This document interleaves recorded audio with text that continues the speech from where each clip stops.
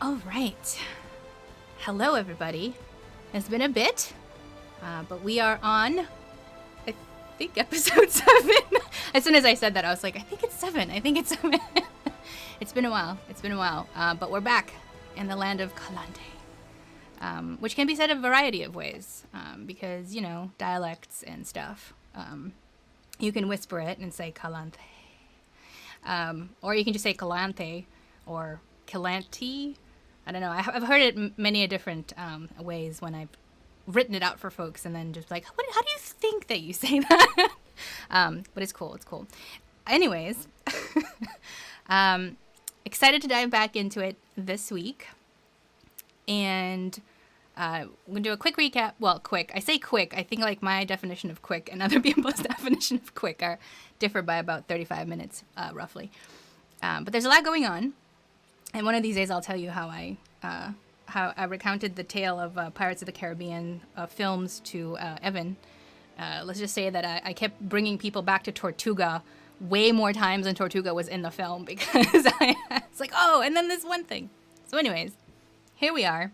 It's day 2, if you can believe it or not, because I know we've been playing for a while, but it is only day 2 of our curious little adventure, where in a, you know, custom world of my brain.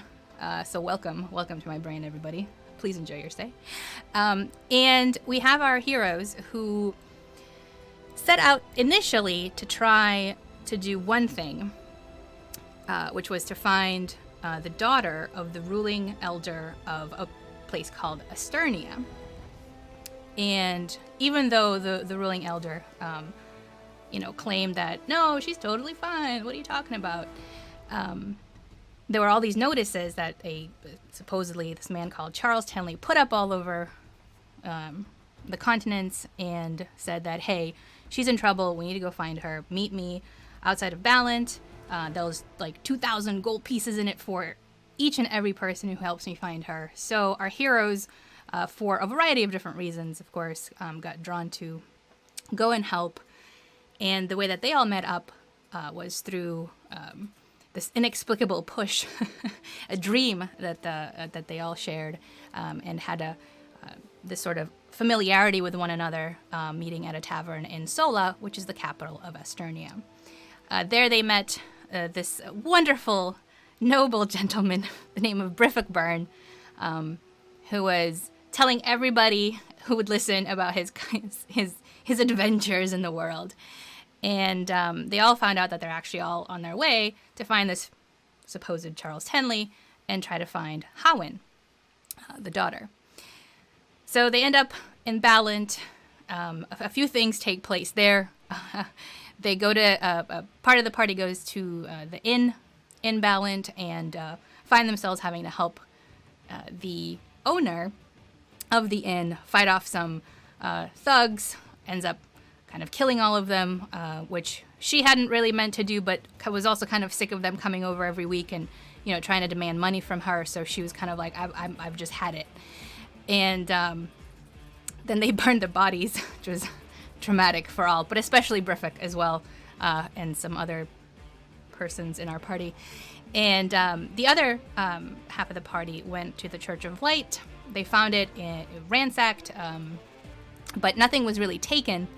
And there was a trail of blood led down to the basement. They found a wall of stone that our intrepid dwarf set about crushing it with his hammer, warhammer. And as they went down into the caverns, there was a crazed monk that they fought, whose name subsequently they found out was Boggin. And you could tell that he really didn't want to fight. It turned out that there was an inkling that was kind of taking over his mental state. Once they defeated that, they went back with him to Ballant. He was to the inn in Ballant. He was very, very sure that Miris, who was the Prahim, or the priest, if you will, at the Church of Light, was very much alive. And he was very sure that somebody else in the town would know where she was at. They went back to the inn. a lot has happened in that one day. It was, they went back to the inn. Uthmara took care of Boggin. He kind of just slept the night away. And during the night, as our heroes were trying to get some shut-eye, Lucan, their carriage driver, who had taken them from Sola to Ballant, shows up in the middle of the night, knocks on the druid's door, and he's like, "Yo, I got a friend that's in trouble." It's literally what he said. He said, "Yo, I have a friend in trouble." To which, of course, our party was like, "Oh, let's go get her out of trouble."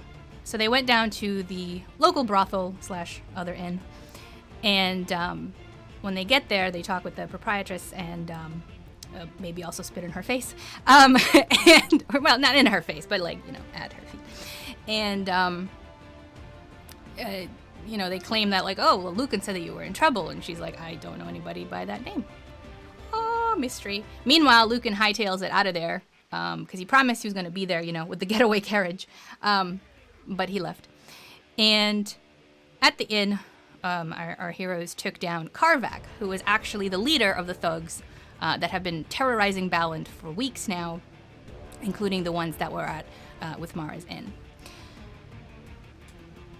So after all of that eventful day, that was one day, day and a half maybe, the next morning, at the request of our heroes, Pasha said that she was going to have Willow, who was one of the ladies working at the Blue Crystals, take them to this mysterious blue tower, which, again, everyone thought that maybe Miras was there.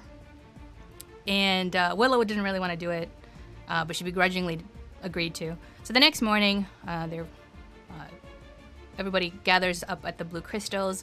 We find out that, or rather Makaria finds out that her father might have known Pasha, who is a proprietress at the Blue Crystals, because, she had a picture of him in her room. Wink, wink, nudge, nudge. And let's see, any other tidbits that I'm missing from there? Possibly. Anyways, so they're waiting around, and neither Willow nor Pasha are actually there. And Herrick, who was another gentleman that worked there, said that, "Oh, Pasha just went up to the general store to grab some things, but she'll be right back." And our heroes were like, "We'll go meet her." So they traipsed through the farmland over to the other side of town, and came upon Kiara's Chisel, the general store there, and met themselves with some nefarious characters. A fight broke out that may or may not have been instigated by Pebbles. Unclear at this time. Either way, it happened, and there was a dark elf there who was not excited about being bested, so she kind of threw a little bit of a tantrum. But basically, they got out of her that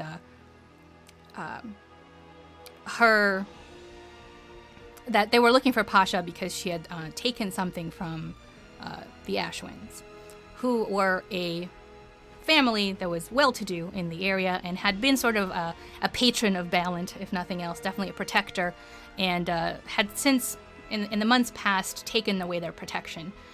So it was very interesting that the Ashwin name was connected, and the reason they also found that out was because our monk found a rather sizable pouch of gold at the Church of Light that had the Ashwin crest on it, and a note that said, "Thanks for your help."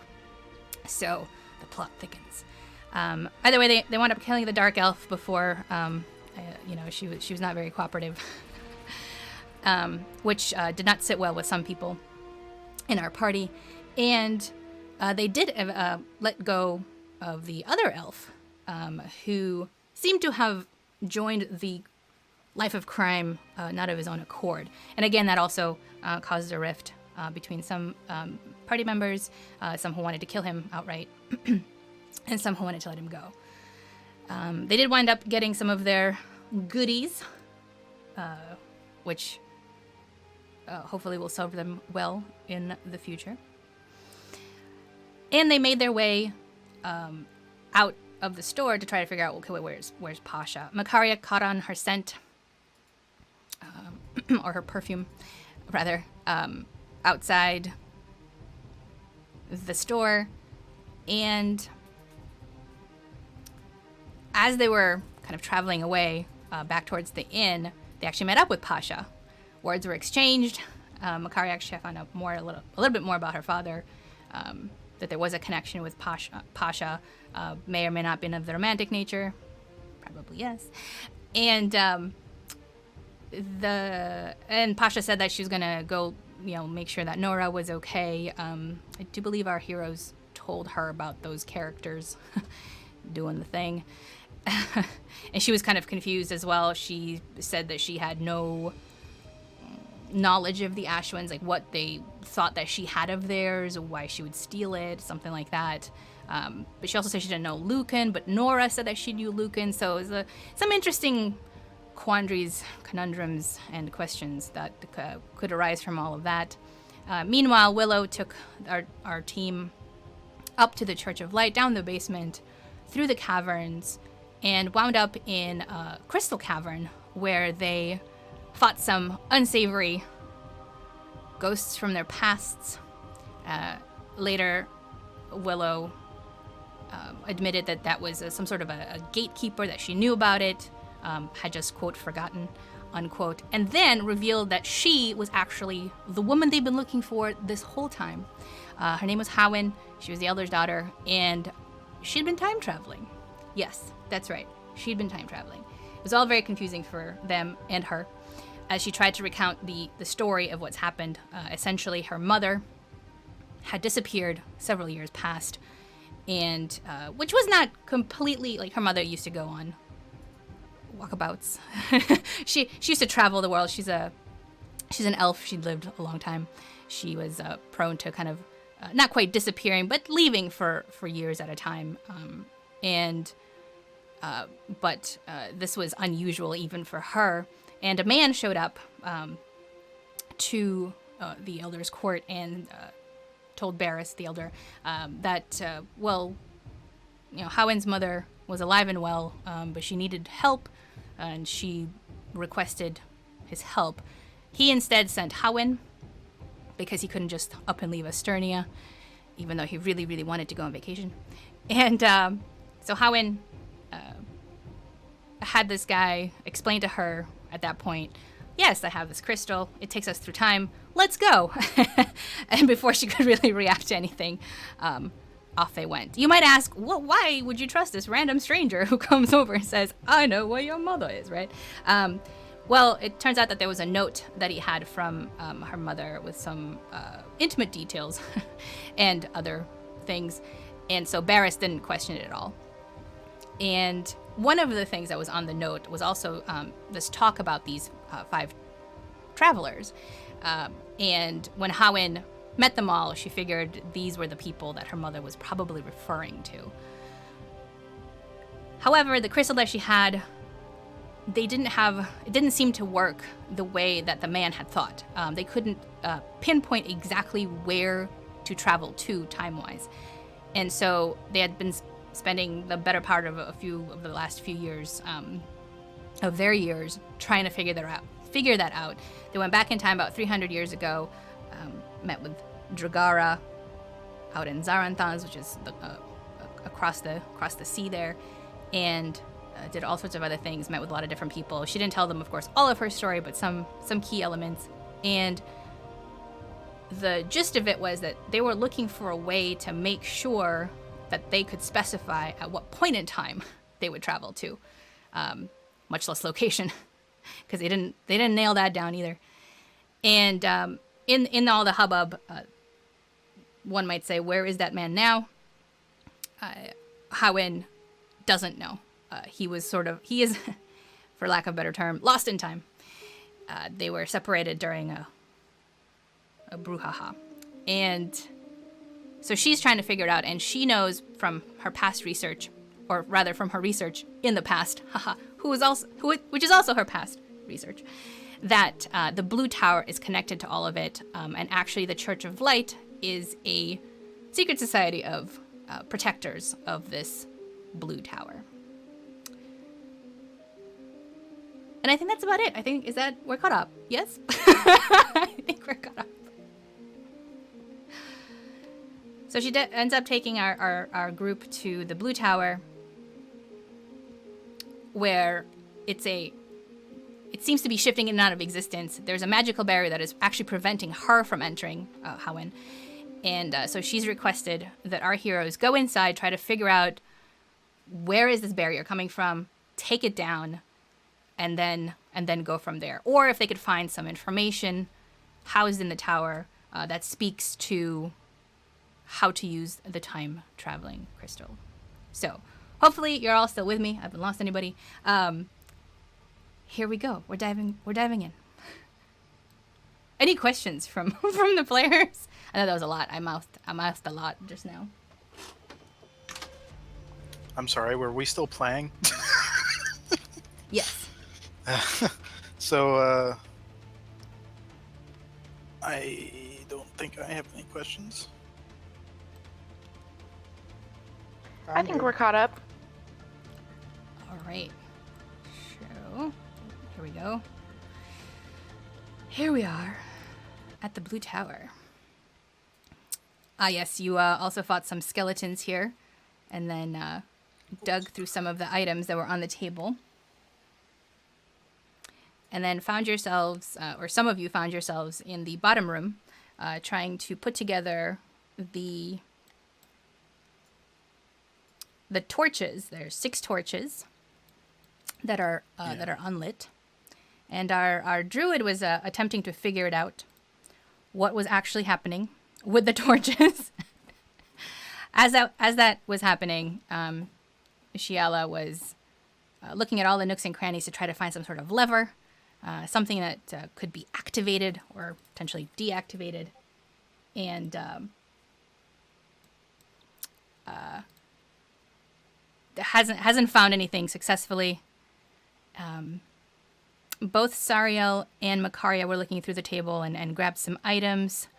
Thrimby's been patiently awaiting and just looking at everybody, just hanging out in the hallway, letting people do their thing, etc. And as we begin, the druid did successfully manage to put all the torches back into their sconces there.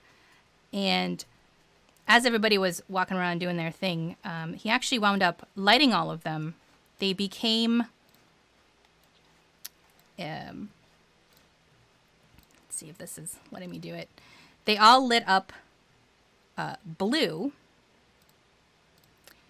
even though what he lit them with was a yellow flame. And as soon as he lit the last torch, he stopped moving and seems like he's been completely frozen in time, much as Howin had been back at the Crystal Cave, except there is literally no movement from him.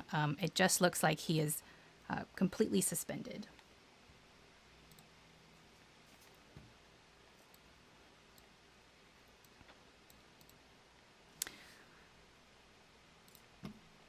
And the all the torches are burning blue. Meanwhile, Makaria has gone up the stairs as all of this was happening. And as she goes up the stairs, she starts to hear a curious noise coming from the second floor. Now, this is in addition to, sort of what you've been hearing throughout the Blue Tower.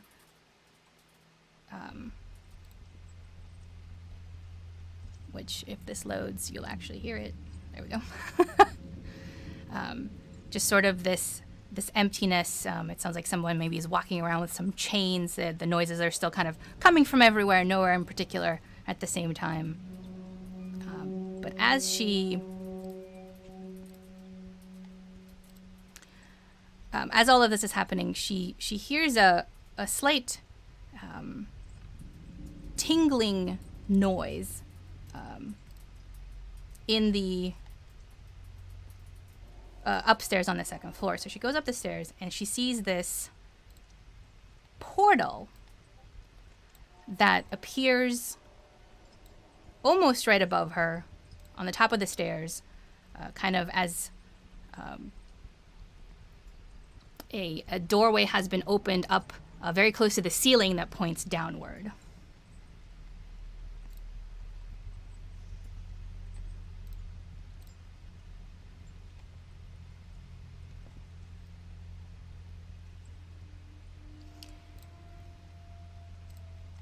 And as she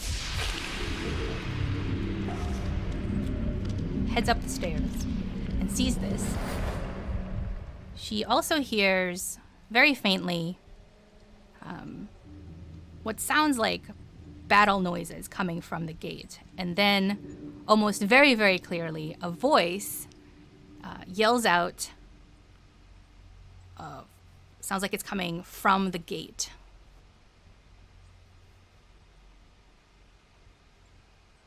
Makaria just opened the portal! Go! Go!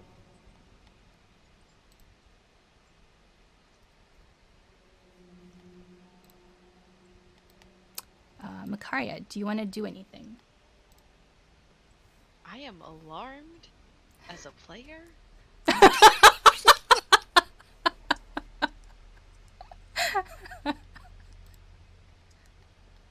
Who told this portal my name? Okay, so the portal basically is covering the whole top of the stairs, right? Yeah, it's pretty big. It's somewhere between 5 and 10 feet across. It's sort of just they've got these blue swirls sort of coming in and out of existence. If you were to stand right underneath the portal, you'd be able to see just sky above you, and it looks like maybe there'd be a top of the edge of a cliff very close to the portal's edge.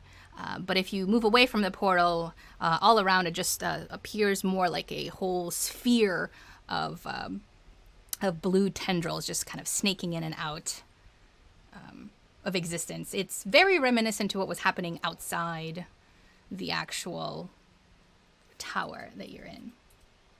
And I hear battle noises, right? Yeah, and they're very, very faint.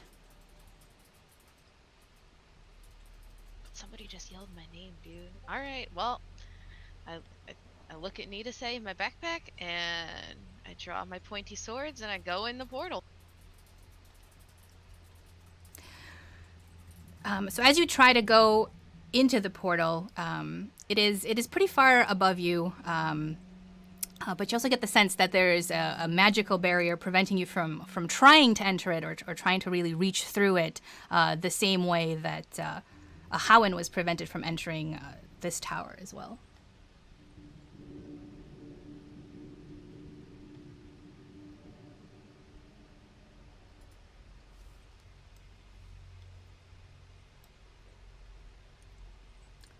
Do you do anything else? I'm trying to see if I have anything special in my backpack. I have so much stuff to look at though.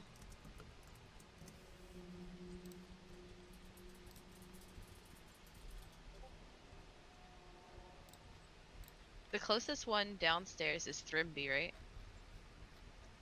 When you last left them, yes. I don't want to leave the portal because it sounds like something's coming through. So, I am going to call for Thrimby and see if he responds. But I'm just gonna be really vague and just be like, Thrimby, we got something. Oh, what's that? I'm coming. So actually, as you do this, everybody else is also frozen. If you were to make your way down the stairs, there's actually nothing that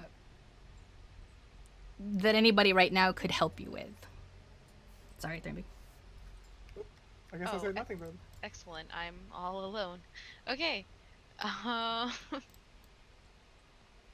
So I can't go through the portal and nothing is coming through to me? Not right now. That's ominous.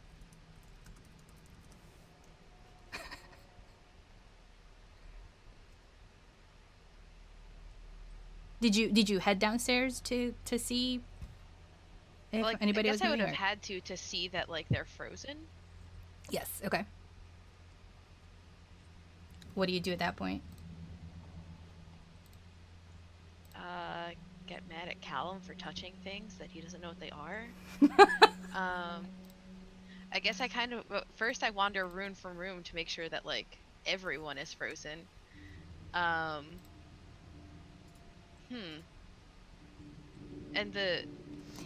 Which rooms do you go to? Like just on the first floor or? yeah, I checked the rooms on the first floor where people are, because so it's the hallway and then the room with all the torches, right? That's the only place where people are. Yes. Yep. So I checked there. And are the torches like actively burning, or are they frozen too? They are actively burning.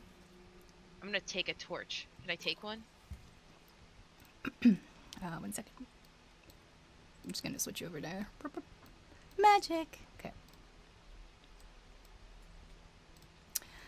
Which torch would you like to take?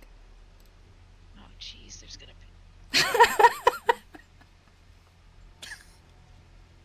well, it looks like Callum last touched the one like a little bit above him in the chart to his right, so I'm gonna take that one. Yeah. Tell me how you go about taking it. Like, They're just set in like torch holders in the wall, right? Or are they like yes. legit in there? So I guess I just try to pull it out with my hands. So as you try to reach for the torch, the blue light almost feels like it's sparking at you, and although there's no barrier there, it really hurts the closer you get to it. Almost as if it was real fire, except it doesn't burn. It sparks, and it hurts more like lightning would. Do you keep trying to go for it? I am going to try another torch and see if it feels the same way. So I'll go like across the like over there. Or wait, there's one up here. So this one up here. The spark is getting more and more intense, and it almost pushes you back just a little bit as you try to reach for the second one. Jeez Louise. Okay.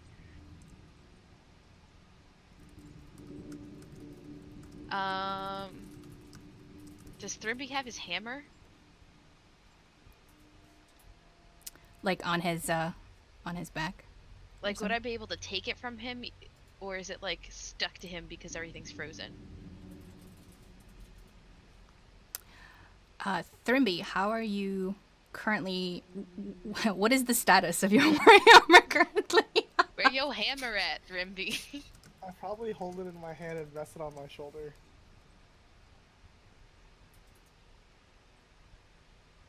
There's not like a hammer sheath.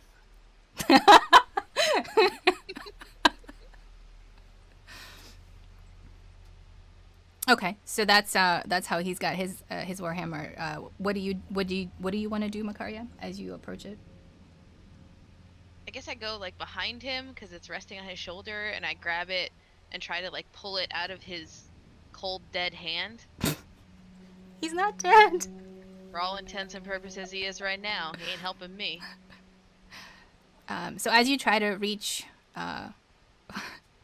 for anything close to Thrimby, as you get closer to his personal space, the same sensation as the torches hits you and actually sends you stumbling back a little bit, even harder. It's almost as if the more you try to reach these areas, the harder they push back.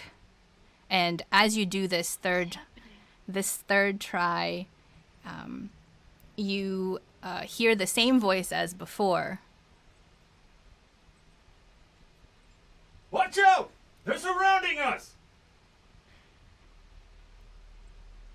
and you hear somebody falling with a thud on the second floor, and a little bit of that tingling noise as they do so. I'm so nervous. Alright, I guess I'm gonna carefully go back upstairs and see if there's a person on the floor now. Do I hear any of this? So everybody else is frozen and seems to be surrounded by some magic energy that prevents Makaria from touching them as well. Currently. Right, but does any sound travel through? Like, are we able to understand what's going on? We're Good. just, like, paralyzed, or are we just, like, frozen in time and we can't interact with anything at all or hear anything? Good question. Right now, as far as you're all concerned, nothing is happening because essentially this is happening in the split second time-wise. So what's happening for Okay. Makaria is not happening for anybody else. So no, you don't hear anything. Gotcha, thank you. To interact. So Makaria, you go on the second floor, up the stairs, and as you turn into a view, you actually see you.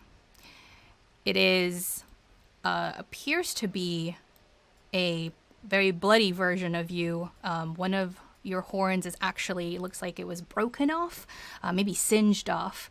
And this version of you doesn't seem to be wearing any armor. There is no weapons of any kind. It almost looks like, for all intents and purposes, she's just in some undergarments, and looks very bruised, and has landed right on the stairs at a somewhat unnatural angle, and her eyes are closed.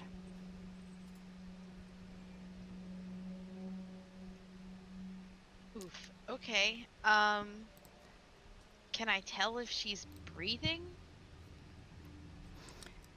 As you come closer to her, you are not sure from where you are.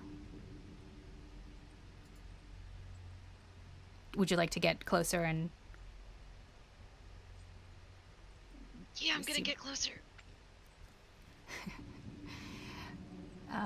As you do that, from beyond the portal, you hear another voice yelling, and this time it's Thrimby's voice. You did not recognize the voice from before, and Thrimby yells out.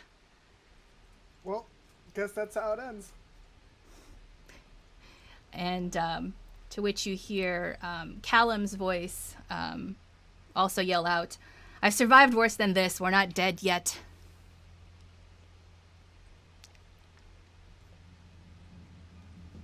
My mind is blown right now. So you get closer to other Makaria, and you can't barely tell that her chest is moving, but it is just barely moving. With breath, that is. Okay. Okay.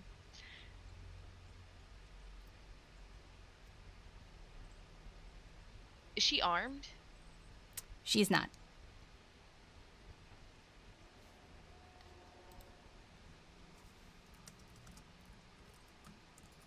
Oof. Alright. I can... Has anything changed about the portal? Does it look like I'm... Does anything look different? Like it might indicate that I might be able to go through it now? Do an investigation check for me, please. Yes, sorry, one moment. You must click it now. It's totally fine. clicked it. I No clicked it. worries. Take your time. Well, bam. As far as you can tell, the portal looks exactly the same, but as it is shifting, as it is, It's hard to really tell what was there before and what wasn't, but it appears, for all intents and purposes, the same. If you were to try to reach for it, the closer you get to it, you can start to feel that sparking kind of head towards your finger.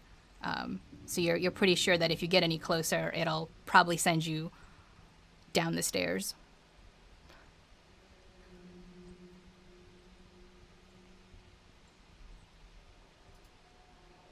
I don't know what to do. Okay. All right. Yes. Well, I'm going to tell Nita say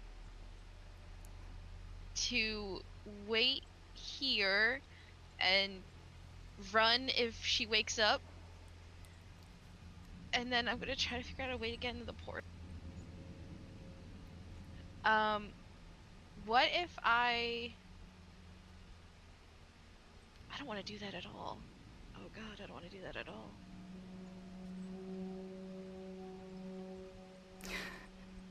Sorry, I was just thinking that maybe if I take off all my armor and weapons that the portal might recognize me as her and let me pass, but I don't want to not have weapons. Weapons are my bread and butter.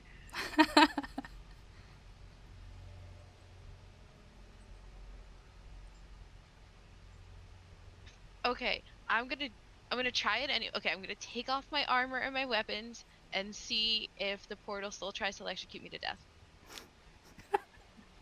So sad. Okay, as you disrobe yourself of your weapons, all of a sudden, other Makaria takes a sharp breath in, her eyes fly open, and stare directly at you. I pick my weapons back up, that's for sure.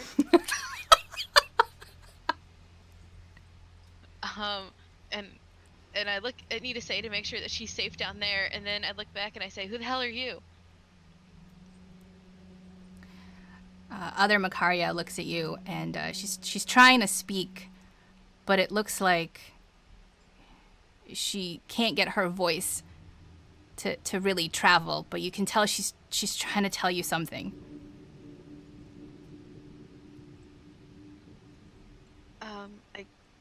I like lean down closer to her and see if I can make out what she's saying.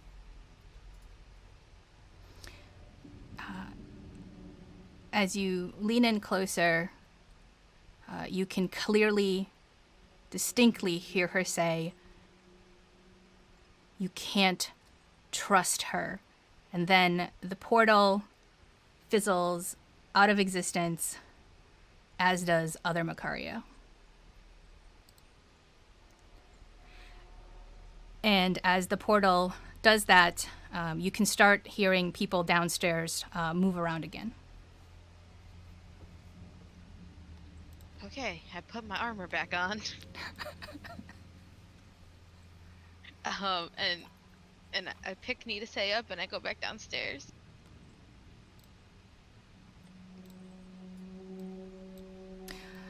Okay. Meanwhile, downstairs, the only thing that has transpired for Thrimby, Shiala, and Sariel is that the last thing you remember is Callum was lighting the last torch. They all started burning blue when that happened, and then he stopped moving altogether. And Thrimby, were you paying attention to Makaria at all, or were you more paying attention to what was happening in the room, or neither? I was probably doing neither. I was probably just looking around waiting for these people to get ready to go to the next floor. Okay. So you definitely didn't really quite notice that Makaria even went upstairs. Can I roll a perception check to see if I notice that? Sure.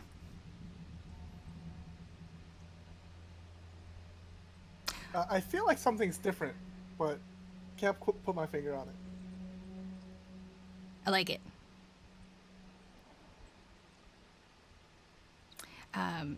Sariel, would you like to do anything? I poke Callum.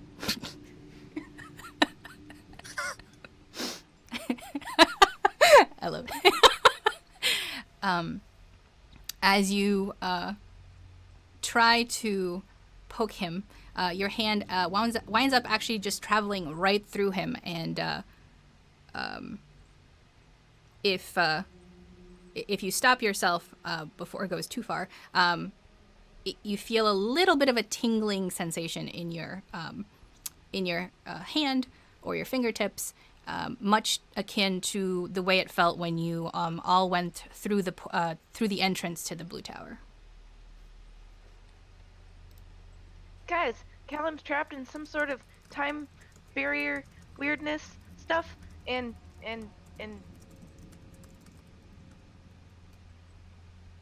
Shiala goes and tries to pull out one of the torches, or put out one of the torches, rather. As you reach out for the torch, a little spark hits you, and it's quite painful. It doesn't feel like fire. It feels more like what lightning might feel like. Does it do damage? Not to you. Okay. No damage. Just Shiala steps back. extreme pain. Extreme localized acute pain.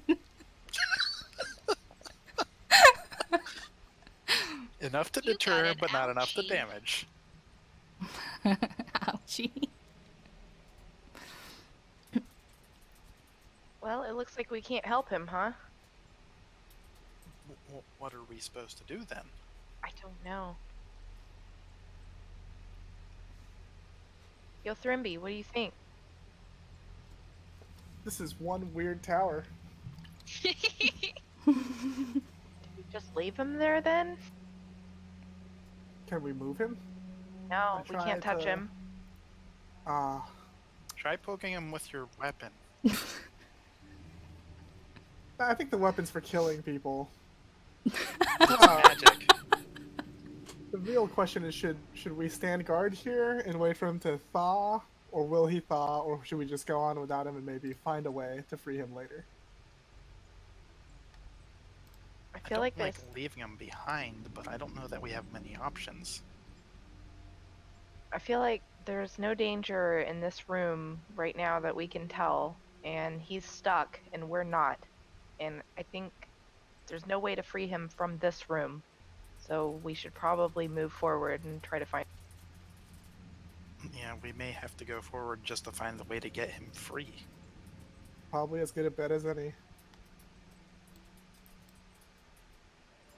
Well, alright, let's go.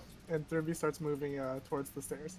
Hey GM, did Sariel hear before, like, was she frozen before the voice said, Makaria, open the portal, let's go?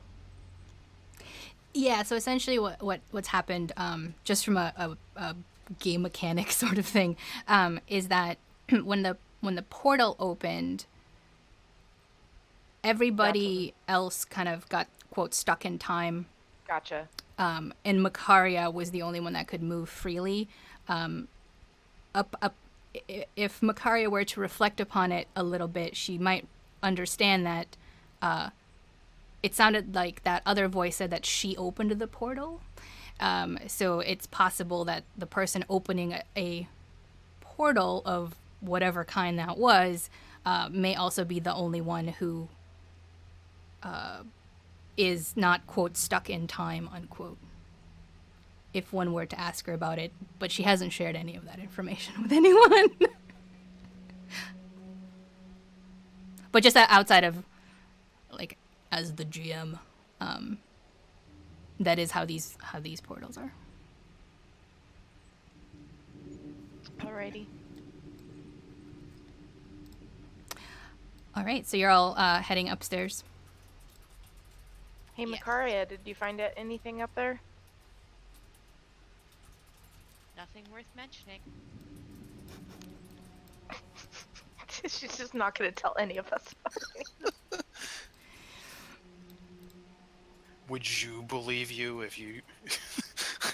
I guess in a fantasy world you probably would believe that. I'm a sorcerer, I believe everything. I'm gonna go it alone type of girl. That's fair. That's fair.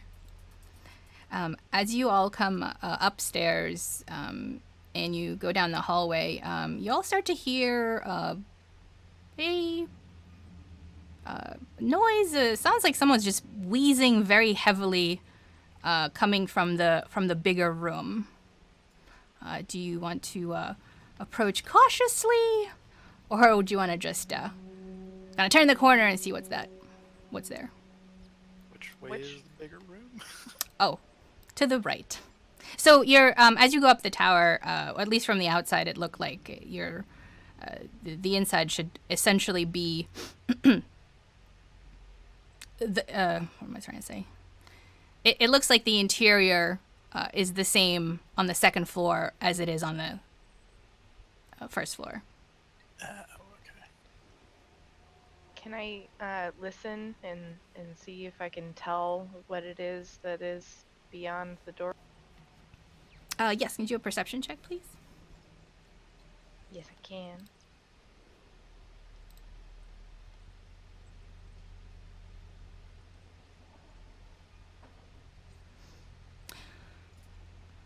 You can hear that it is a creature of some sort that seems to just be breathing very heavily in a very, in just like a rhythmic sort of manner. Just like...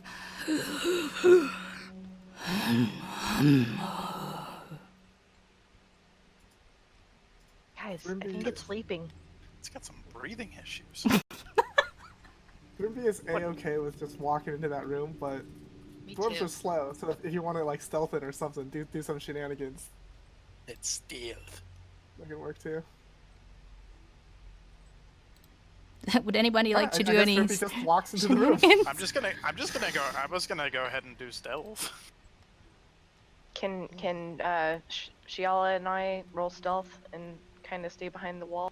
Okay, we can do that. So Thrimby, you're heading in. No, I see that they're trying to figure out what it is, and I'm gonna hold on for a second, let them do their thing. I have the curse of 12 today. Makaria, what do you choose to do? I'm completely distracted and I have no idea that they're trying to stealth, and I just walk in.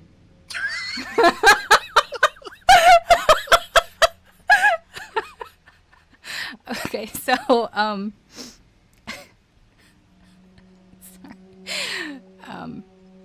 it's like every time you guys narrate some action, I just see it in my head and it's just awesome. Anyways, okay, so as Shialis, Ariel, and Thrimby, you try to hang back a little bit and just kind of cautiously turn around the corner. Makaria just sort of goes for it. What you end up seeing, Makaria, is the creature that is making all this noise. And it's a giant, fleshy, man-like person with these tentacles that are sort of coming out from him, and as he's breathing in and out, the tentacles sort of move in a similar fashion, and he is almost very close to the like front or like to the doorway to this bigger room. I now realize my mistake. That's not a horrifying picture at all. When I realize what I've done, I jump back to this side of the wall. The tentagool was so busy breathing. He thinks he maybe saw something, but he's not sure, and he's doing his best squinting out into the hallway.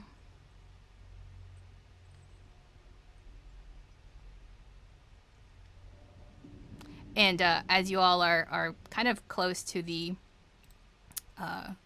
corridor that's also going to the left, you can kind of see it's kind of looks like the other room down below. Trying to figure out line sights here, but essentially kind of just looks actually more empty than not. We'll say you saw like probably the whole thing from your vantage points. Shiala, what is it? What do you see? I I'm see assuming. the most horrifying of things. Just Sheld's like peeking around the corner. I'm using that as my part of like my stealth roll is what that is she's peeking around the corner. Thrimby says in a normal voice at a normal volume. Is it another undead?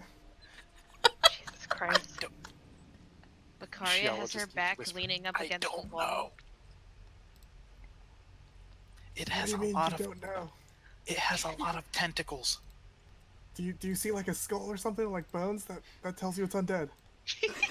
I can't see a single bone. It is all flesh. Maybe we should talk to it. Thrimby, be my guest. Alright, Thrimby waltzes up, and he looks at it, and he rolls initiative? Can we do that? We can. Roll initiative. I guess we're doing it. I guess he is determined that it is an undead.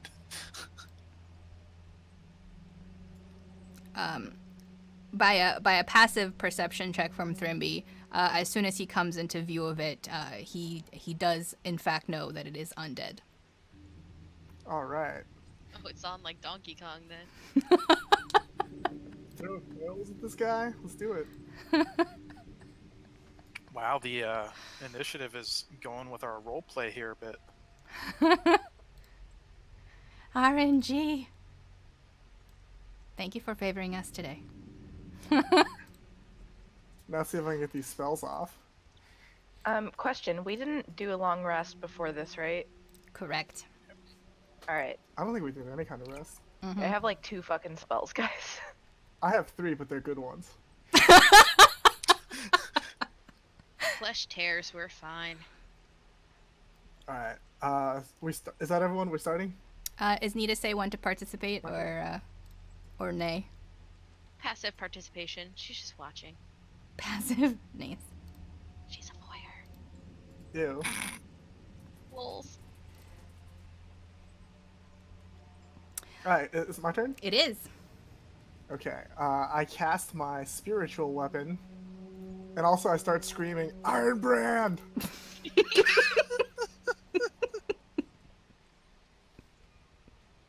Whoops, wait. I think I'm having mouse troubles. Give me one second. No worries. There we go. Bam. Alright. Put it like...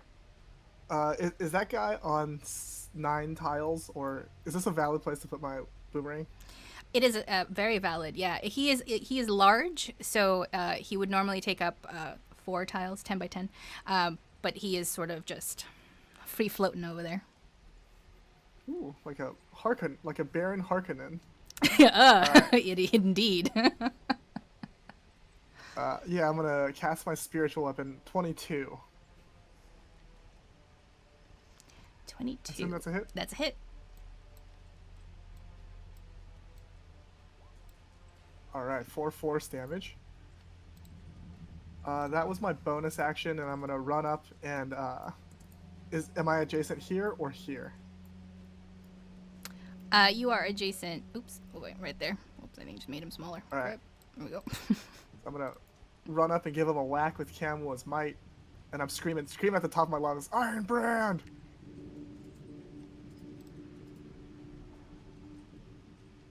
$13. That's a hit. Alright, that's my turn. As you are screaming Iron Brand and hitting him with your hammer, you notice that it doesn't quite have the impact you think it might, that you were hoping for, but it does do some damage. Fat people resist bludgeoning. What? No, tentagles. Tentagles. Alright, But fair, yes, fair. the extra, Not every- the extra fleshy stuffs help cushion some blows. I'm guessing it was modeled on the typical zombie a little bit, but Or the typical fat person. that's not what I was going for, but sure.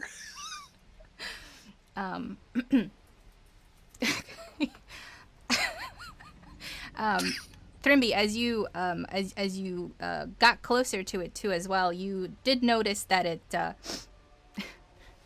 It almost seemed to, or I'm sorry to say it the other way. Although he probably doesn't think that he's. Anyways, as you got closer to him, you noticed that there was a powerful, dank odor coming from the tentacle, and it's nasty. Dank? Mm. Ooh, alright. Even Thrimby Gotta would think wash it's between dank. the folds. Alright, fair. Dude, that's a powerful stench. All right, Makaria.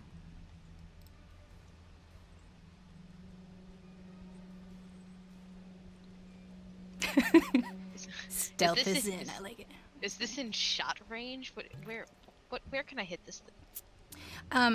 Yeah. So just to explain, basically, just because you're not restricted by the grid, if you will, it's still like where you are in relation to the token and your token in relation to it. You can like that's still like 5 feet is 5 feet, if that makes sense. Sure. I am gonna So you're in cast range, I guess. Hunter's Mark. So let me hit the thingy so it pops up. Wait. You can just click and drag, yeah. Yes, I have added some spells for several of you, FYI, under spells. Everyone but me. I know. If you want, I don't know. I can give you something. I'm not sure what. But Did it add somewhere? Callum's pebbles. I don't. Oh, I found There it. you I found it. Ugh. Can I put it there? Thank you. Bam.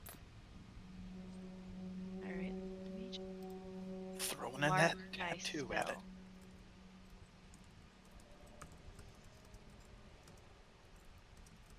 Sorry, I wanted to mark my spell before I forgot. Yeah, no worries. There's never any rush, Okay. guys. By the way, FYI, like y'all take, as within reason, take as much time as you need to do whatever you need. Even if it's like if you need your turn to actually think about what you want to do, go for it. Okay, so I did that, and I am going to try to stab him.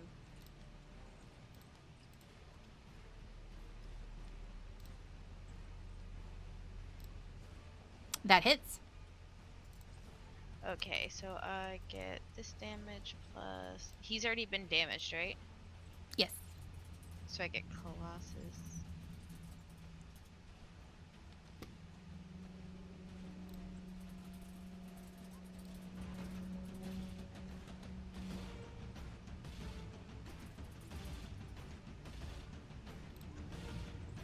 $16. Dang. Nice. Your short sword connects quite spectacularly with him, and his breathing is a is a little less rhythmic and more, little bit more labor, just a little bit, but it's there. So now he has more holes to breathe out of. You said 18, right? 16. Or 16. I'm looking at the 8. If it'd been max damage on both things, it'd have been 18. Oh wait, I forgot to add Hunter's Mark damage. Oh. Oh, is that? I think maybe that's why I thought something about 2. 20.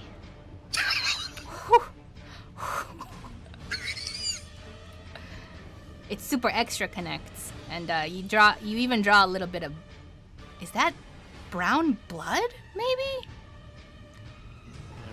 And you also notice the very powerful stench. It's actually even more nasty to you than it was probably to Thrimby. Delicious. And actually, at this point, I think you all would have seen a little bit more of this stuff. 1 second.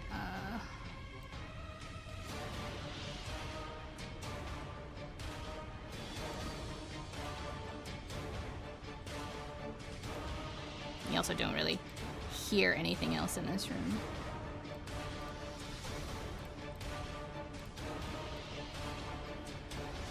All right. Does that end your turn? Yes, ma'am. Shiala. All right. Shiala is going to see everybody running in and attacking this thing now, and just shrug and run in as well. She's on up to it and use my standard attack, which I already know is going to be weaker, but I don't think that hits. It does not. That stench is really powerful. As you get closer, it gets nasty. Now, as a bonus action, I'm going to use my little clawed glove thing, which is 1d4 slashing. Correct? Yes, indeed. Thank you for using stuff. So would I roll that like as if it was my unarmed and then just roll different damage, or? Yeah. Yeah, you do like a D, yes, sir. Can I roll my unarmed attack and then just roll the 1d4 slashing for damage instead, or what? Let's have you just do a roll, or roll a d20 for the attack, and because your unarmed strike has an added modifier, right? Yeah, but it would be for anything that can work as a monk weapon. I don't know if that counted or not. It's not really a monk weapon.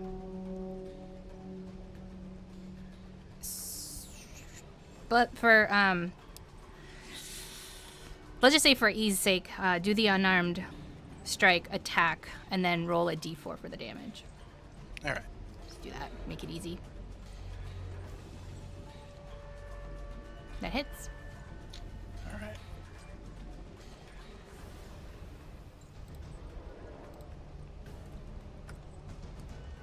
Two damage. Where do you attack him? I would just tear at the claws, would like go straight down his, I guess, gut, sort of diagonally. Because these are like cat claws, like they're on the ends of the fingers, Yes. right? So yeah, she would just claw down at the stomach because that's just kind of where she can reach. And as Shiala does that, one of the tentacles just sort of swipes at it like one would at a fly, but doesn't hit anything. Okay. That's terrifying. There's a lot of think that's tentacles. Just I think that's my turn. okay. Sariel. Alright, I'm gonna stay way the fuck back here because that thing looks gross, and I'm gonna cast Sacred Flame. So it's gotta succeed on a dexterity save, DC 14, or take 7 radiant damage.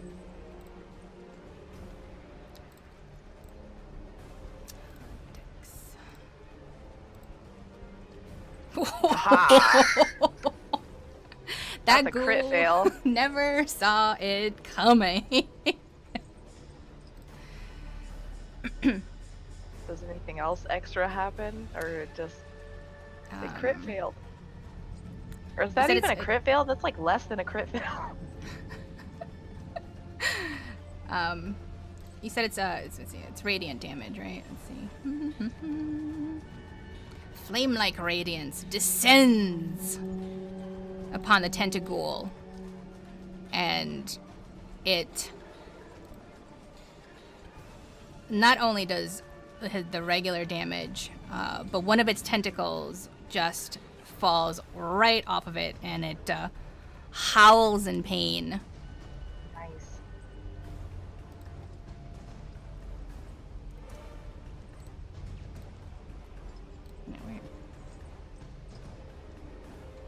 And the tentacle is sort of still moving on the ground, but it eventually stops after a bit.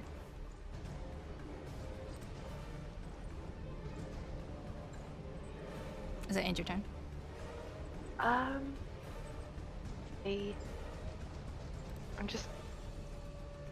thinking of, yeah, I want to duck back behind the wall, and then, yeah, that ends my turn. Zariel pops out. Boom! And then laughs at the tentacle. Comes back in. Yeah, I feel like looking at that thing too long will give me psychic damage, so... It's fair. It's fair. Okay. The tentacle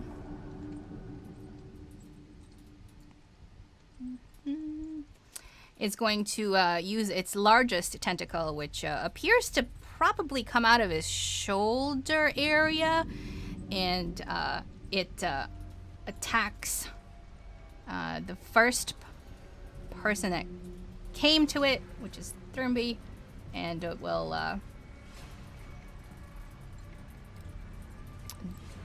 do this. Ooh. Oh my gosh. Whew! It was really fucking angry. Holy shit. Makes that hit on the face and just like spits out a tooth. And he's like, Iron Brand. It's like there's more to the attack. Oh shoot, I need to roll a save. Or be okay. Wait, And then, save. yes, do a DC 12 Constitution saving throw or be paralyzed. No! For the But you can entire repeat minute. the saving throw at the end of your turn. Well, yeah, so being paralyzed means that you can't move or speak. And automatically fail any strength or dexterity saving throws. Does it break concentration automatically? Should I roll a Constitution save for my concentration, or what? Does your weapon doesn't have you speak? No, because you're. Yeah, because you took damage. That's right. It did hit. Yes, do a Alright, so Constitution. I'm rolling a save. Cool. Oh, weapon's still up. Boomerang still going strong. But now for the boomerang, is it voice activated? Let's see. Something like that. I do need a bonus action to make it hit, so I don't think I get to have it hit while I'm paralyzed. The spiritual boomerang. What's the actual name of the? It's just spiritual weapon, right? Yeah. Spiritual weapon, yeah. I renamed it boomerang, and I was like, I don't think that's the spell. Yeah, it has a verbal component to it, so you'd have to do the saving throw in order to be able to use it again. All right.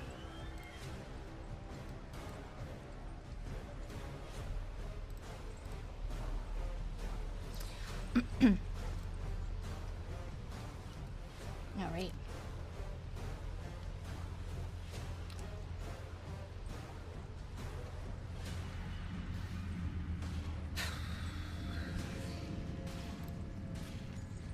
And it is your turn. All right. Constitution saving throw. Wait. Okay, just so we're clear, there's no paralyzed means you can't take any actions or move at all, right? Cannot move or speak. Yes, and incapacitated. Can't take actions or reactions. All right, then I'll just roll my save. I'll be my turn. We're looking for a 12 or higher. Oh, the curse is 11. No. Cinder, exchange curses with me.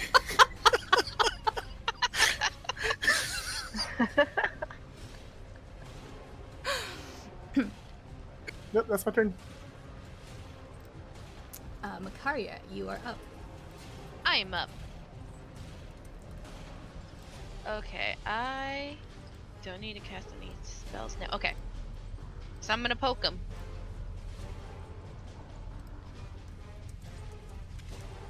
You were good at poking. I like to poke. That hits. Alright, I have this.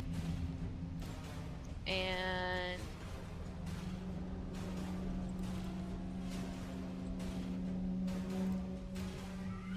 13 damage. Whew. And then I'm gonna poke him again. Oh, that was not a good poke. That stench is just really, like, overpowering now. Like, you wish your noses would just get used to it, but it seems to just only get worse.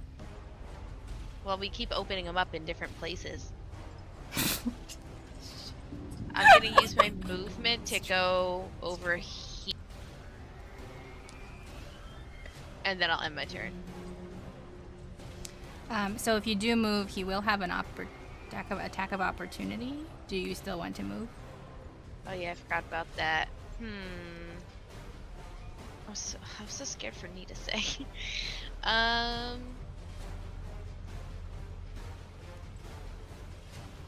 Fuck it. Let's hold our ground.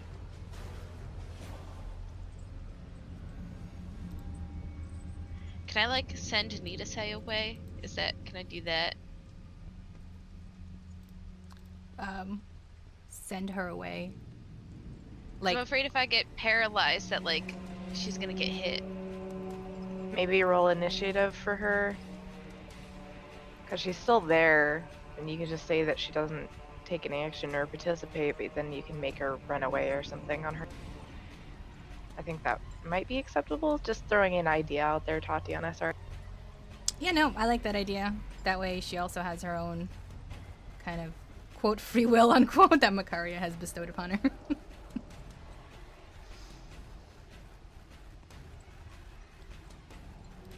Fast fox. She's very fast. She's very scared. He smells bad.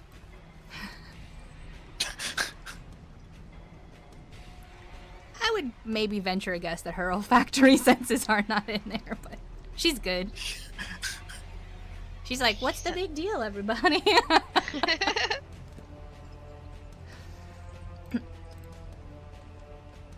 All right, Shiala. I'm just gonna punch it because that's what I do. That hits. Okay. That is what you do. Damn. That is 6 damage, and I'm going to spend a key point since I did so well with that. I'm going to take my 2 extra attacks, and if one of them hits, try to knock it down with the whole dex save thing. But we'll see. Alright. There's one. Does that hit? Yes. And I'll do my next one. I'm pretty sure that hits. Yeah. Shiala knows where to strike now. Alright, and for the dexterity thing, it is... I need to write this down wherever my thing is. It's DC is 8 plus proficiency bonus, so 2 plus 3, so 15? Or not 15, 13? 13 dex save? Yes. I'll write it down too. 13 dex. Okay. So it needs to... Okay, it passed. Never mind that. It's a big boy. Those tentacles All right. probably, you tried, and then the tentacles sort of like help propel him back. Yeah. We'll go with that. Alright, that is my turn. All right. Sariel? Alright, that Sacred Flame worked so well last time, so I'm gonna pop back out from behind the corner and cast.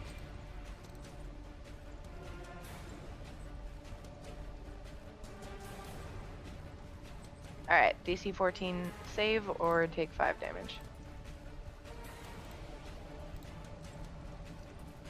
Woot! It does not fare well against the sacred flame.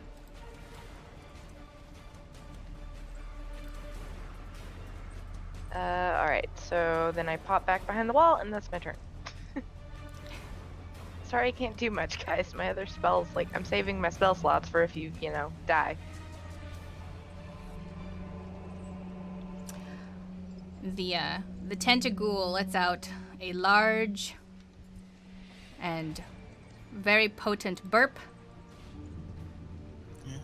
and that stench is horrendous.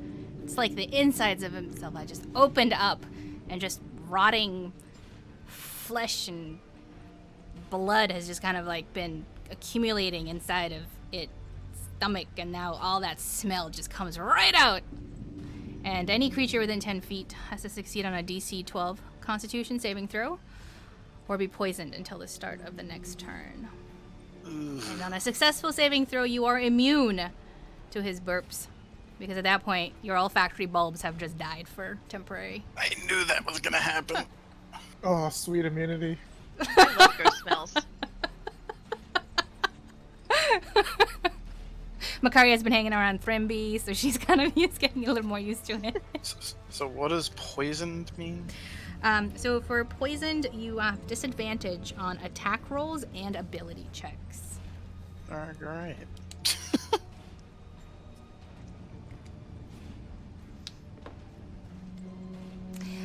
Need to say, She runs away. bye! So she pops out right from the backpack, not taking any attack of opportunity, because Tentacle really didn't even see her at that point. Thrimby, you're up. Constitution save of 12. No! God. Jesus, Thrimble. I'm fully paralyzed. So Thrimby, you try to to gather your wits about you, but man, that smell and then the burp and the tentacles are just waving around. All the stuff that is happening is just not sitting right with your stomach. This isn't the kind of so- undead he was expecting. Yes, but it might be the fish sandwich that he had yesterday. Like, we're just not sure. Oh my god, that was yesterday. That was. So he ends up just like kind of like sitting squared just down on his butt, kind of underneath all the tentacle flailing for the time being. Hold on, there's something I forgot. That dwarves have dwarven resilience. Does that work? Well, was I supposed to take advantage on any of the throws? This is not poison. All right. It was you got hit by the tentacle. It's not the burp, which Okay, you so when already he saved burps- against. I already saved against the burp. Doesn't matter. Yeah. All right, cool. Thanks. End of turn. Give me your dwarven resilience. Human stat bonus. I only had a +2. +1 to 2, rather. Makaria, you're up. I will fight it.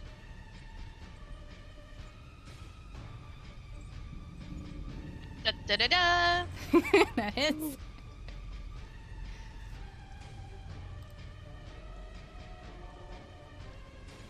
I heard that hit from way over here. 13. Oh, Da oh. da da da. Oh my I god. definitely heard that hit from way over here. It's like 9 more.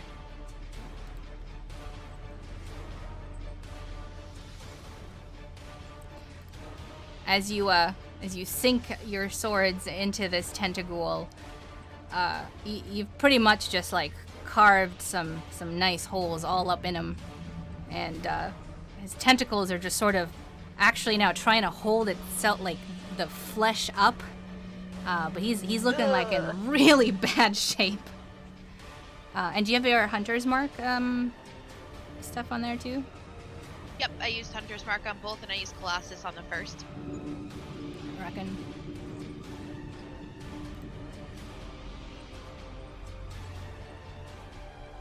Sorry, that ends my turn.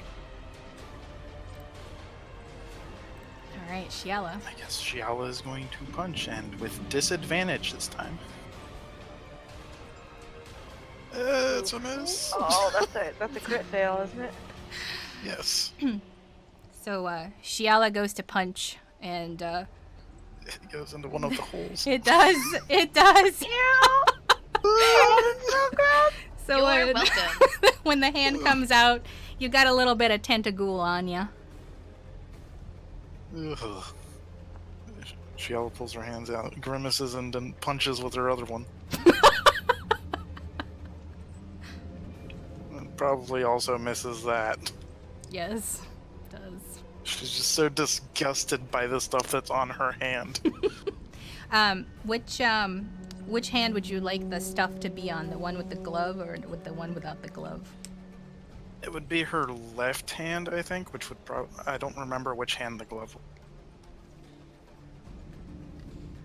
She usually leads with her left hand. Do you think she would put the glove on the leading hand or not? I think she would probably put it on her right hand because she is right-handed. She just leads with her left hand because that's actually pretty common in fighting. Okay. So it sounds So like...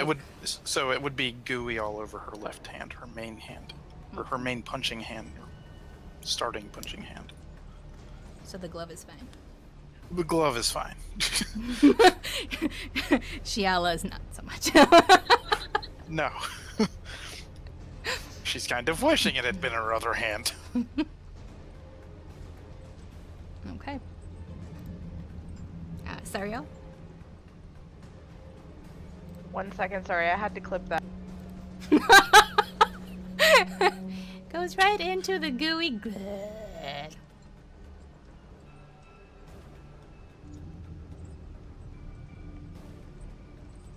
Almost done, sorry. How's this guy looking? I mean, he's already disgusting and all that, but yeah. Chopped up like a Christmas ham. I don't know, did he enjoy being fisted? Fuck. Okay. Shit. I'm sorry, I had to say it. So he's got his tentacles trying to hold himself up and all his like innards inside. He's sort of just like kind of bleeding from the open wounds. I mean, it's like dried blood, so it's sort of just like more leaking out than squirting out. But he's just kind of like a hot mess of stench. He does not look great. Okay, man, I kind of want to do something cool to finish him off, but I don't... Grr.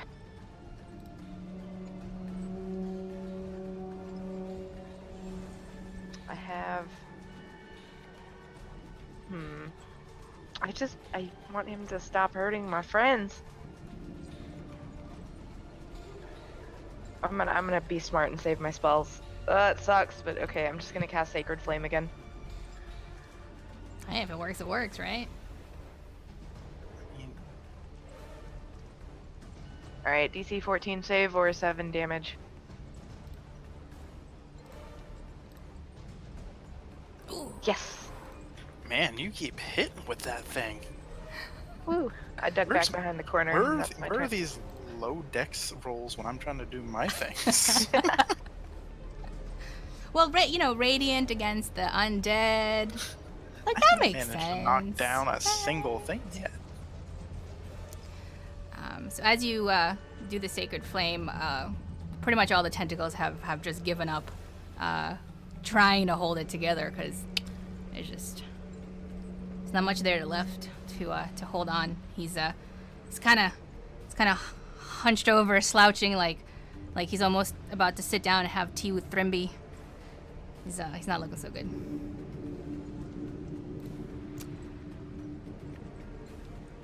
And he's gonna try one more tentacle out, and he's going to reach for Shiala. Of course he is. But he misses Yes, he does. because he can't really see because he's got all this stuff going on. Does Nita say want to do anything? She's good at hiding. Thrimby. Alright, let's not roll another 11. Come on, 12. It wasn't an 11. Definitely wasn't. Well, that's okay. Come on, Makaria, finish this thing off. My turn. Oh no. It's like Roll20 heard you. Just damn it. Damn. Just to spite me. I hit him. Yes.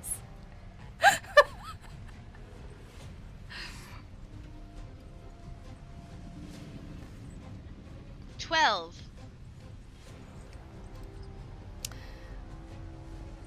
And you tell us how you finish him off, Makaria. I slice an M into his quadruple chin, and then I stab it straight through his neck. Jesus. I didn't have long enough to write Makaria was here with a WUZ.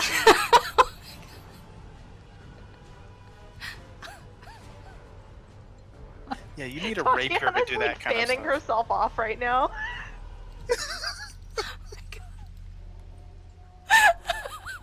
Shit, sorry. So you're like Zorro'd all over him. Yes. Damn. Sub-Zero ain't got shit on me.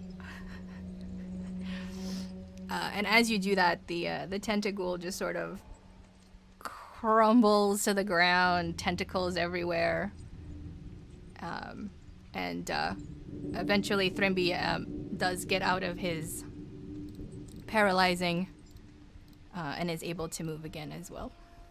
I feel like as Thrimby gets unparalyzed, he's like trying to yell Iron Brand the whole time. And then he's like, Iron Brand! Iron Brand! And then he like bashes the dead ghoul parts on the ground and like jumps up and down on them.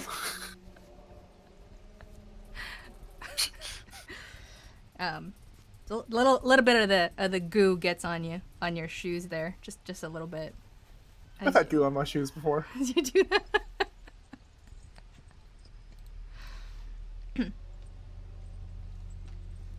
Alright. All right.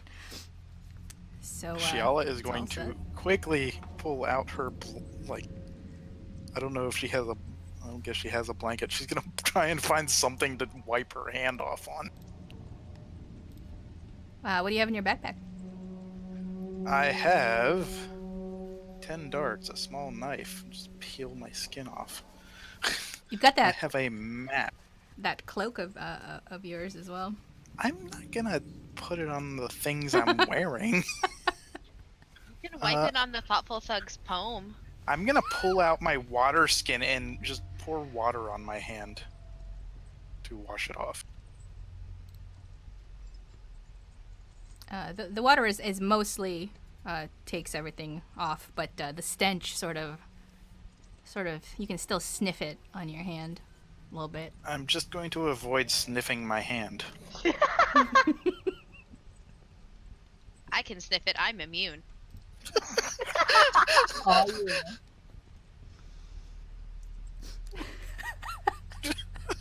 That's Now I true. just imagine- That's true. Now I just have imagined Makaria coming up and sniffing Shiala's hand at random times. I didn't say I did it. I just said I could if I wanted to.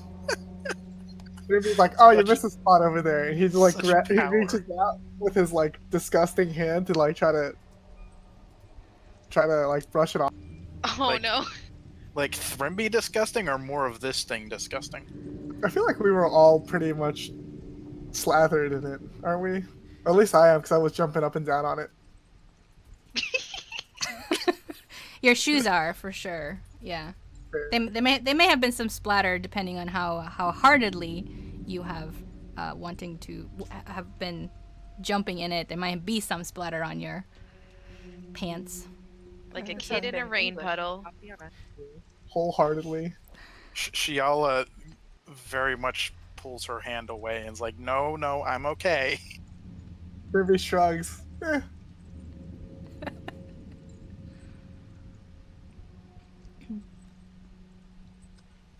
Pulls out some rope and wipes on that.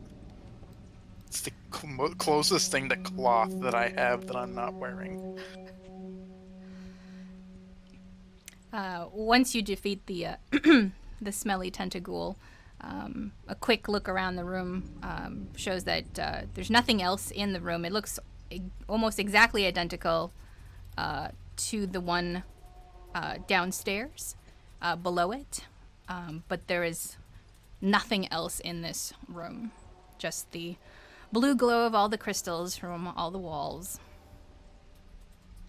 And the same is true for the smaller room across the way.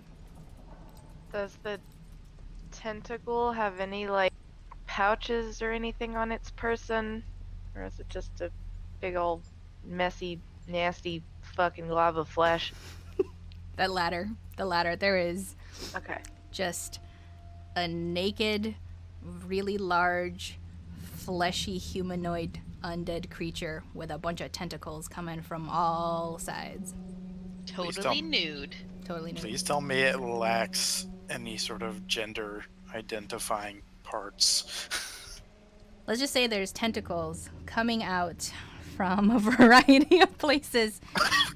Maybe even Dear where Lord. at some point could have potentially had some genitalia, but this is unclear. Sexy time. Oh, Let's walk up these stairs and never speak of this man again.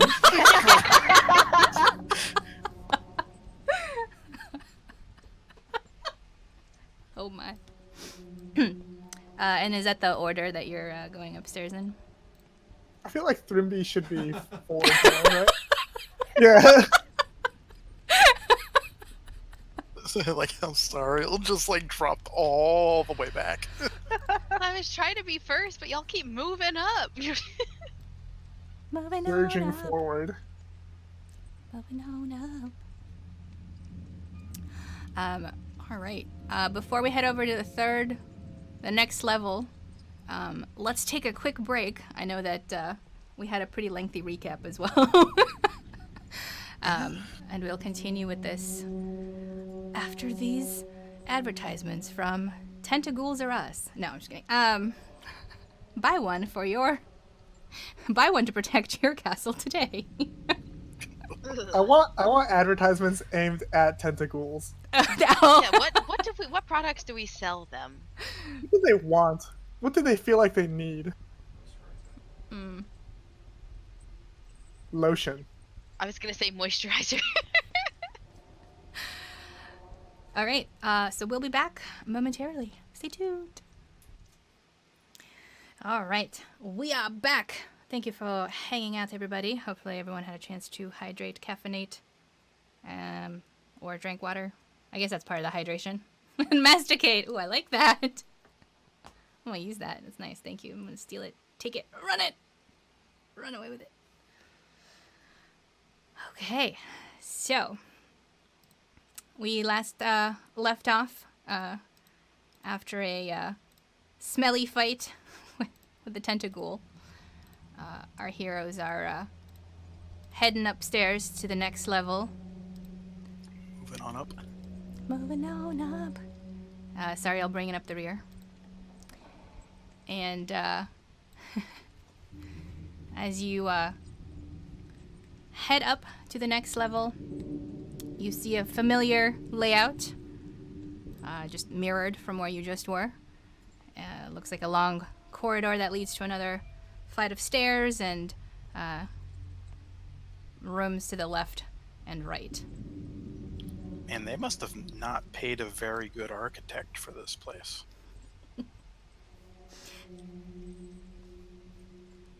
What would you like to do? Listen. From the stairs? I guess move up to the top of the stairs and then listen.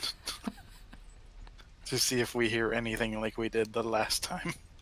I am more aware of my surroundings this time. Should I go ahead and roll that? I'm just gonna use your all of your passive perceptions on this, but essentially, as you get closer to the gap, to the corridors that span left and right there, you hear nothing on the right in that smaller room. At least you don't hear anything coming from there. And on your left, where the big long room with the 8 columns are, it sounds like the chains that you've sort of been hearing everywhere else are it almost sounds like it's coming from that room, as if somebody is moving with chains and maybe dragging them on the ground. It doesn't seem louder, it just seems like that's the direction that they're coming from at this point. A little bit clearer.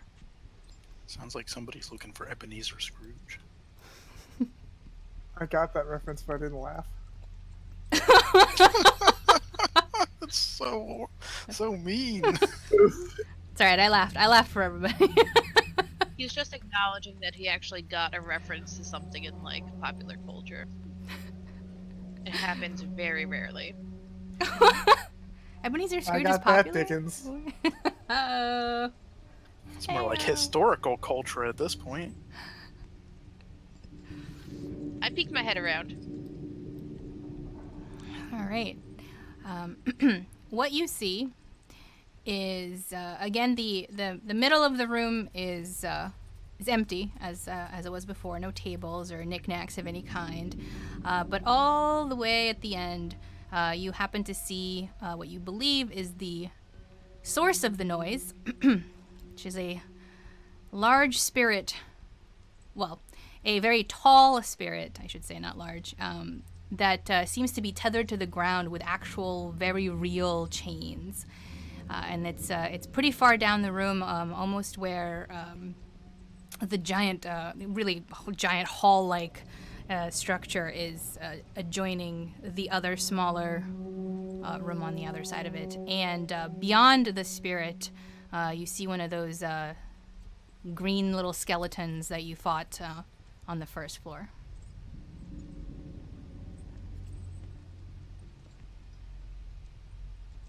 Does Makaria relay any of this information?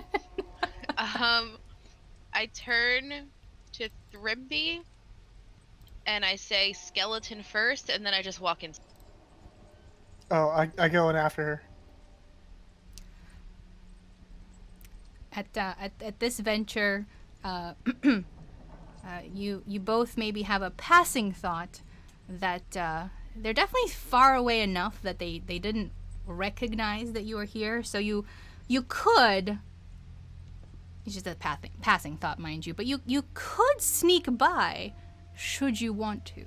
Just passing. Yeah, that thought passes through my head, passed right and by. then I take out my hammer And we and I clear my throat. we all know Thrimby is not going to let these things live. Unlive. Or that. Unlive.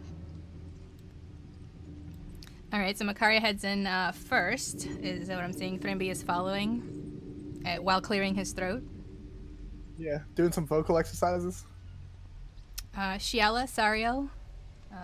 What is Shiala just sighs and follows them because she knows that Thrimby is not going to let undead suffer to exist. Or suffer undead to exist. Yeah, you're getting it. I like how it's all Thrimby's fault, but I walked in first.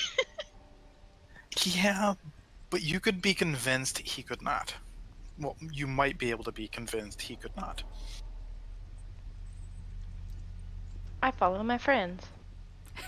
Friends, friendship is magic. Reluctantly so. I kind of want to look to the right here and see if there's anything in that area. Quick glance just shows you another empty room. Okay. I'd like to note that we have not been inspecting these rooms very closely. There's no torches as far as you can tell in these rooms. But are there any levers? Is the real question. Like you'd be able to find them even if there were. Oh, I know. Lord. My perception rolls the last game. Oh my goodness. So how would you like to approach these? Are you running in gung ho, yelling out Iron Brand, or how close do you get to them? And when do you make your presence known? How far can you yell, like, and have people hear you? Is that in the rule, or? I think it depends on how loud you yell. I mean, you're looking at, let's see, 10, 20, 30, 40, 50 to 60 feet from where you entered the room. That's a good size when you do kind of a outside voice. They could Yeah, I hear, was just but far away enough where you could kind of quietly tiptoe around. Probably about halfway down the room, down that middle corridor, where at that point they'd probably sense you or hear you at least, depending on how Giel was stealthy you just want. kind of keeping pace with Makaria, just on the other side of the room. All right, kind of hiding behind the columns there. Yeah, trying. Wait, I want to make sure I understand this clearly. The spirit with the very real chains, is it chained to something, or are the chains just hanging from it? Very good question. The chains are holding it to the closer to the ground. If the chains weren't there, the spirit would probably just float up very easily. But it is not tethered to one spot. So it's just being weighed down. Yes, that is a much easier, clearer way of saying it. Thank you.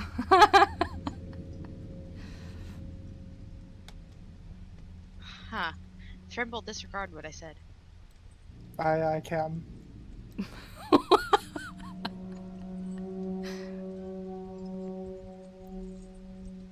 All right, I'm gonna start screaming Iron Brand and brandishing my warhammer.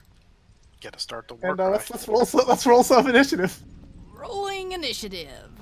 Da-da-da-da-da. Oh yeah.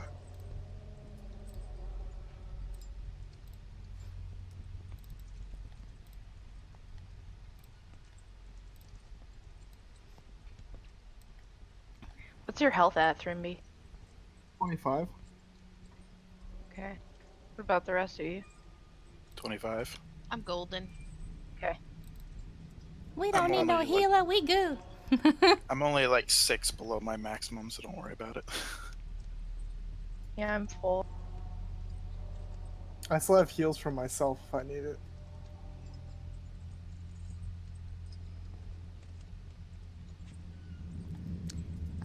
Yes, and I will. I know that we are. Actually, I forgot to mention this when we came back, but if you could all give yourselves inspiration for working together when you were down a team member and successfully defeating Tentagool there. Stenchagul, I love Lol, it. lol, lol, lol, lol. Go ahead and give yourselves all inspiration for that. How do we do that exactly? Click the box. Oh, okay. It'll make a serpent appear. Okay, yeah, I wasn't sure. I thought it was like an input box, but I only had the little pointer finger thing. Okay. T, give yourself inspiration too for all of your 6 Denshagul joke. Yes, I can attack, redo an attack roll. Fantastic. Was that what No, inspiration false. is? That's not what your inspiration does. Your inspiration just makes you have a great hair day. Oh my that's god, I'm every taking day. it. I'm taking it.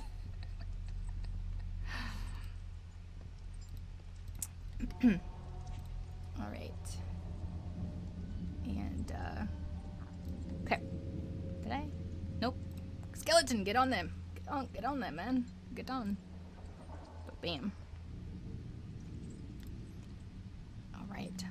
And also, Makaria, if you could just do Nita says just in case she needs to run away again or something. Good. Bravely run away, away. Oh, I didn't think. Okay. Da-da-da. And...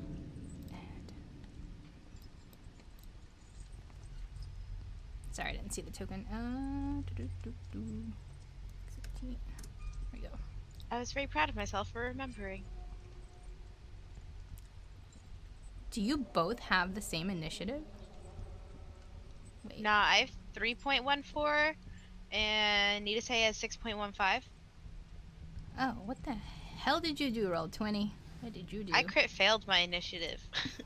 I'm in the red. It must have given her Nita says when she rolled it, because she had her token selected. Gotcha. No, even when I have Nita say's token selected, it says Nita say on it, but it still assigns it to me for whatever reason. Yeah. So, shall If All I right. just Shiela, you're up. Shiela is going to did so Thrimby ran forward and started shouting, right? Initially, Yes. I believe. Like that's how we began initiative. Yeah. All right. So Shiala is going to take that as the cue and run from behind the pillars up to Mr. Skeleton or Mr. Spirit here because she cannot reach the skeleton. And she's going to do what she does best and punch spirits. Because that usually works, right? All right. Been working so far.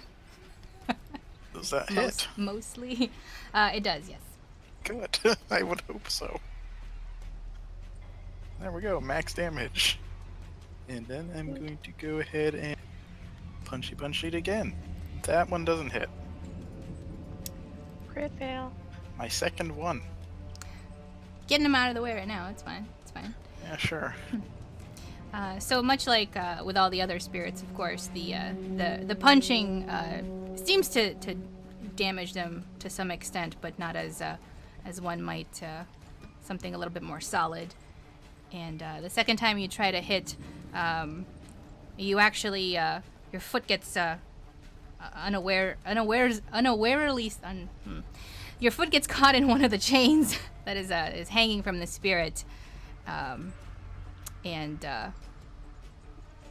kind of get just tangled there. So for your next movement, should you be moving, it'll be less 5 feet. So you'll have to untangle yourself. It's still faster than everybody else.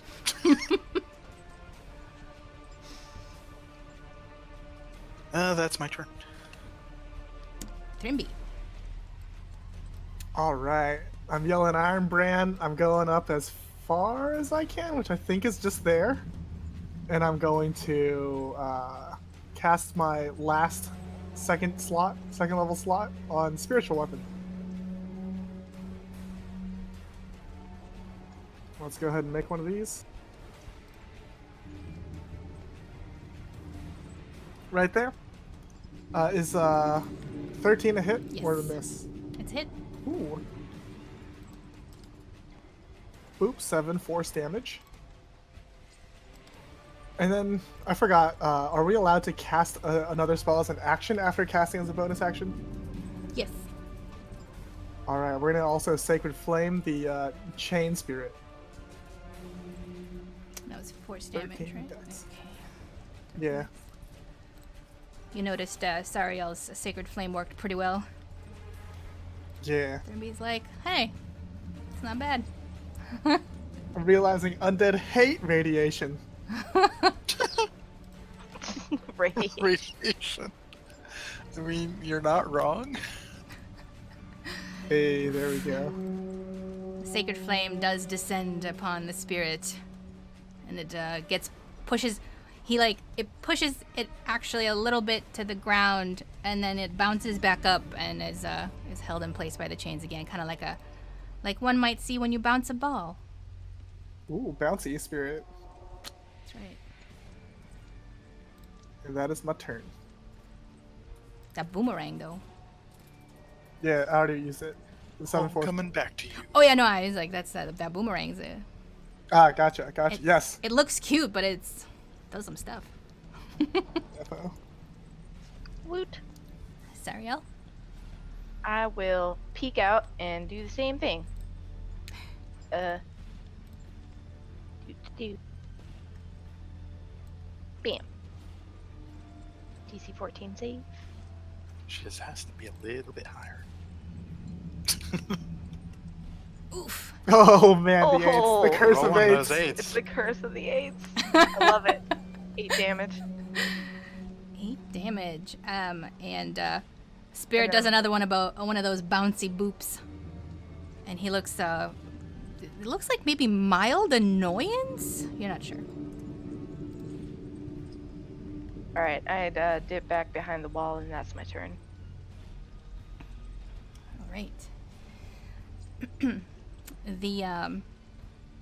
spirit does not take kindly to being booped, and he will he gathers up 2 of his chains and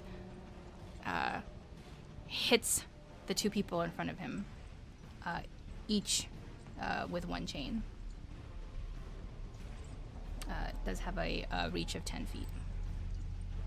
So he goes for Shiala first. And Shiala, if you could also do a DC 13, that would be, I think, Dex save Sure. to counter his grapple. I'm hoping that does it. It does it. 13, you said? 13, yeah. So it tries to grapple you, but so far it's just that 1 foot from before on the other chains. But you're good for now. Get a high deck save. And the spirit goes for Thrimby as well. No. Can I do strength instead on a grapple escape? Sure. Hey. I'll allow it. Woohoo! Oh, oh, save! Oh, save! It's not an 11. It's not an 11. Definitely good news. Well, if Good it news had all been around. Dex, I think he would have been an 11, wouldn't it? This is my Constitution throw or my concentration save. Oh, save! Okay.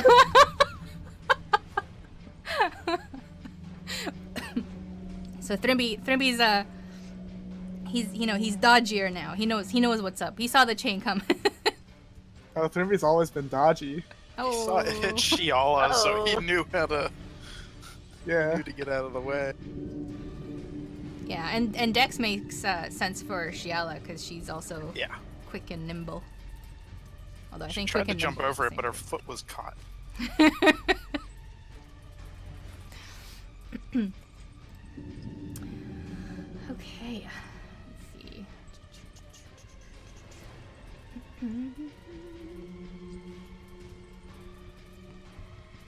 The skeleton comes up from behind the spirit.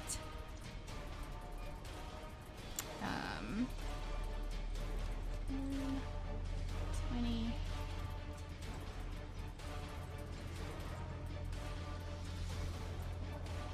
And as it comes up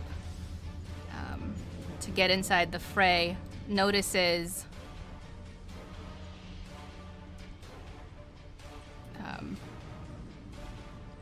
that there are some others, some more than just the 2 in front. Ends up stopping right there. Takes a quick look around, like the quickest of looks, and attempts to devour. Apologize. It attempts to devour Sariel. Why me? I'm 'cause hiding. It needs a little bit of room. It was trying to go to try to flank the other 2 there when it noticed you and Makaria, but Makaria is just a little bit too far.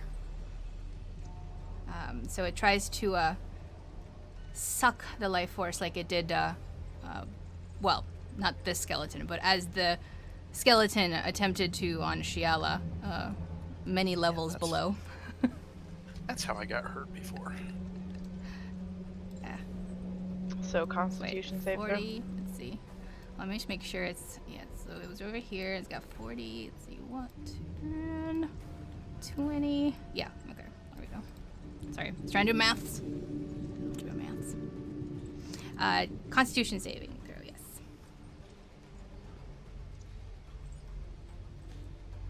All right. So there's no damage.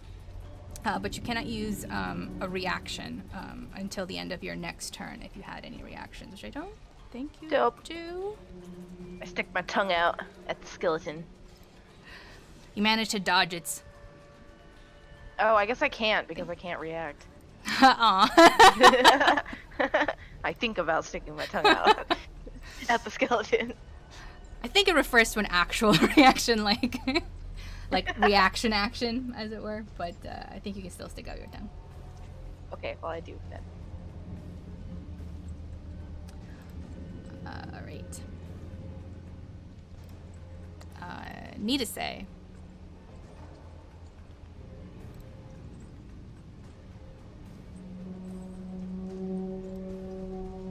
Nita gonna bite him. Ooh, she coming out. She coming out to play. She doesn't like it when her friends are devoured. She's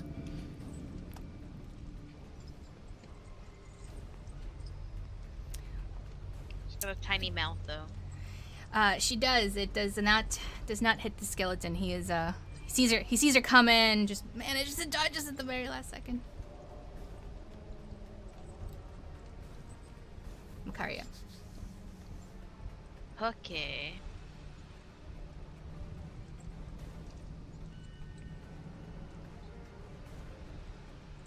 I tried to stab him.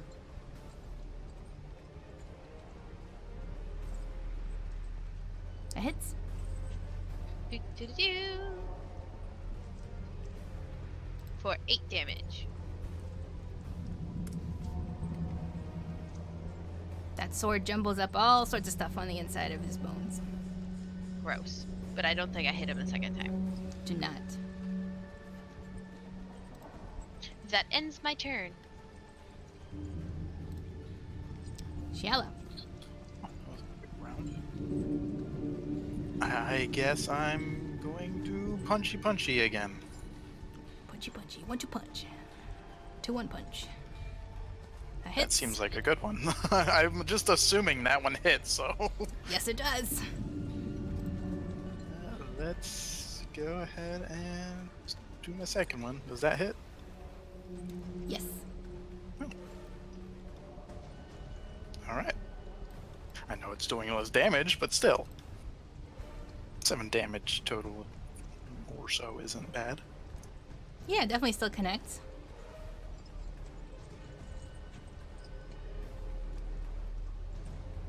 And I think that is going to be my turn. I'm not going to go running away. Can I just spend my 5 feet of my movement to get my leg free now? Oh yes, by this point you would have gotten your leg free. Okay. Okay. 3B. Hey, okay, let's see. I forgot that I learned this spell. But, no, wait, it sucks. No, wait, it sucks. Let's not use it. I'm just gonna tap my spiritual weapon and then cast another sacred flame at the Cheney boy. Cheney boy. Ooh, is that a miss? That's a hit. Oh shoot! All right. Ow. 9 force damage, and then a sacred flame.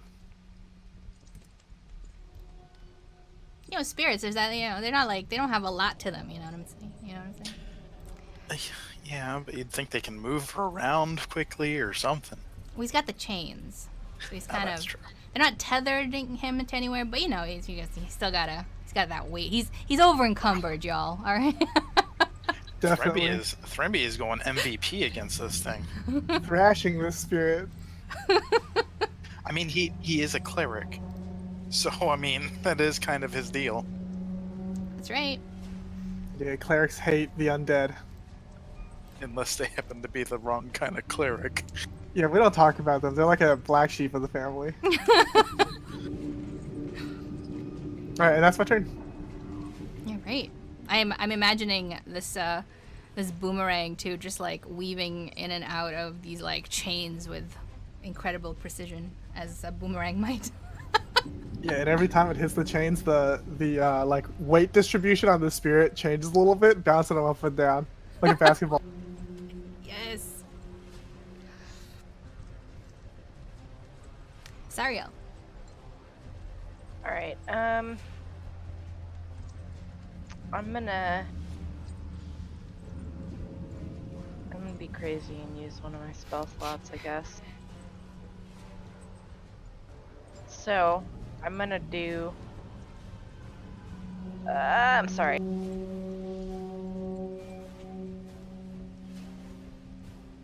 I've never heard of that spell. One second. It's sort of like a disengage. So you like step back and you're like, I'm sorry, I didn't mean to attack you. Please hold. Canadians are actually better at casting that spell. Yeah, I was gonna say the same thing. Yes. Hey, I'm sorry. All right, so. Sorry, I'm gonna do chromatic orb. I'm gonna spend 1 sorcery point to make it hit both if I can. If I kind of squeeze against this wall, can I see the other one or no? You can. You can also move here, I think. I would take an opportunity attack. Oh, yeah. That's a hard corner. I can't just do this. Yeah, I'll allow it. It's Right. a skeleton. You have room to like push up on him and do the same thing. All right, cool. If I could I'll just say move here. just Oh, real go ahead. quick is I was gonna say for at least for other games I've played in, they've said that if you can connect the 2 corners of the square, you have line of sight and everything. So I didn't know if that's the rule in this or if we wanted to make it the rule in this, but that's just what we've used before for other games. Yeah, and like this this particular guy, like he's where he's at, you know, you can definitely squeeze in through here. Like Okay, cool. he's not the whole 5 feet across, you know what I mean? Cool. So I guardedly take a step between him and the wall, and then I cast chromatic orb, spending a sorcery point to have it hit both creatures at level 1. Are you fucking kidding me? I'm gonna use my inspiration to re-roll that. Yay! Does that hit? That hits the spirit. It does not hit the skeleton. What do I fucking have sorcery points for if it's not gonna hit? Can I give her should've my inspiration? Jesus.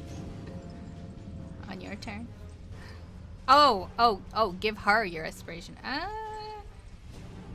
gonna say you're too far away to help her with something. Okay. Alright, well, grr. Alright, so that's 10 acid damage on the... Wait, it only hit the spirit? Yes. What's better against spirits? Acid or fire? Or lightning or cold or thunder or poison? You trying to kill him or get him high? Kill him. Mushrooms. I'm always a fan of lightning myself. Alright, yeah, let's go lightning. Ooh, hey, that's my home turf. Home turf. I like it.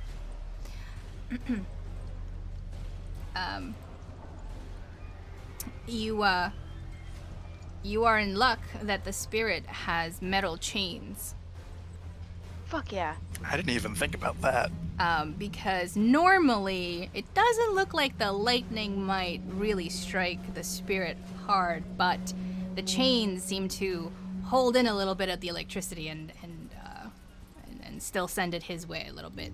So looks like he takes the full damage. Dope. And that was 10 damage. And I guess that's my turn. Can Thrimby quickly turn around and give Sariel a hearty thumbs up? Sure can. Nice. Here it comes. I don't know what sound a thumbs up would make, but this is it. I'm doing the gesture. Hey, thumbs up. Bing! It's the sound of silent approval. Silent approval. So gratifying.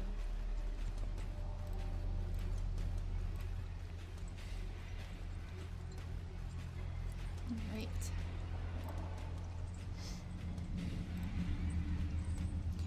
The spirit seems to be using almost like he's on his last legs, and he's going to grab up his 2 chains and throw them out again at Thrimby and Shiala. First, going for Shiala.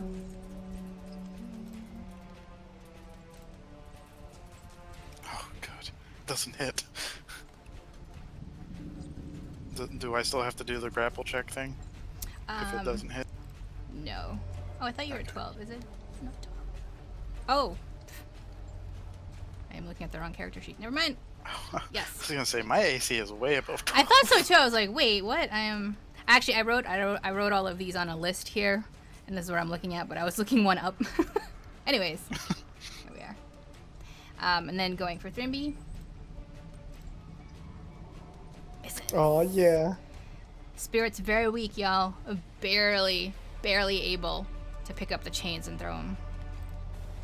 Float like a butterfly, sting like a lightning bolt.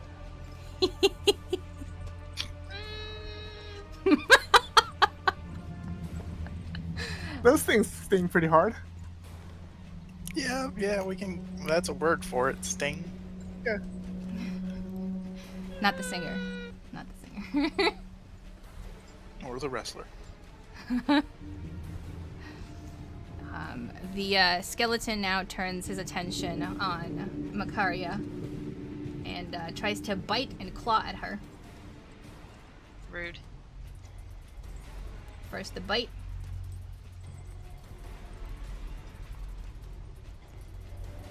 No. Then the claw.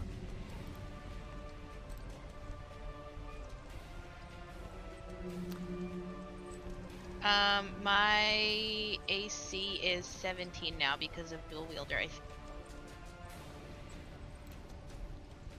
Yes. So no, it doesn't hit me. Oh, do you want to just add that? Here, let's just change that then in your... Oh, no, because is it... It's only when I have Yeah. both weapons out. That's true. True that. Let's not change it. Okay, perfect. The skeleton, though, however, makes one last bonus bite attack. It still misses. Need a save. What a dork. Alright, he's gonna bite him. Maybe.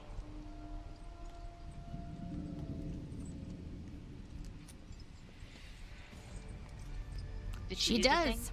She does. Get him to say, oh, yeah.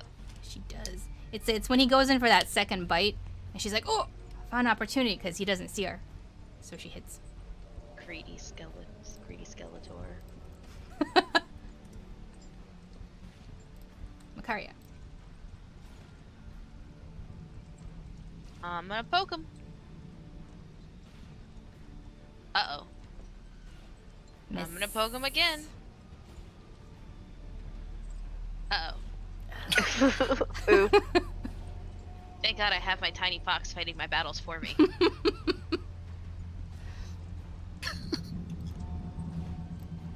That ends my turn. All right. So let's just keep going with it. And I'm assuming that hits. Does. And takes him out. Tell me what happens. Shiala punches through its chains and chest, I guess, and hits something, and it just kind of, I don't know, either fades or dissipates around her fist. And the chains just drop down to the ground in a clatter. So, And no one able sprang to- up to see what was the matter. am I able to move before I do my bonus attack? Yes, I think we determined that in one of the the Discord chats that I will allow it. All right. The and movement then can I'm gonna happen. go Not over like here something like with and- like in the middle of a flurry, for example, but before it, for example, could work. But yeah, because I haven't done my second attack yet. Yeah.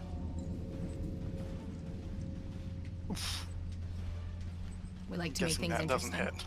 hit. It does not. All right. That is my turn then. Thrimby. All right, I redirect this magic boomerang onto this green core skeleton.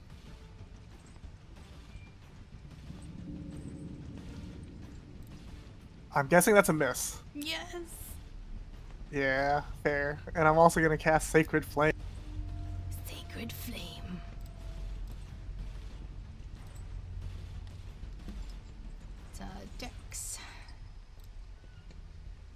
Hey, hey. Whoa. The radiant flame descends. I don't think that spell has missed a single time yet. Yeah, somehow it's like a great spell, even though statistically you wouldn't think so. The undead's dexterity is just they're not very high. They're kind of slow and sluggish. Except when they're trying to deal with a monk for some reason. Alright, and that's my turn. Sorry, Al. Oh, right. Sacred Flame.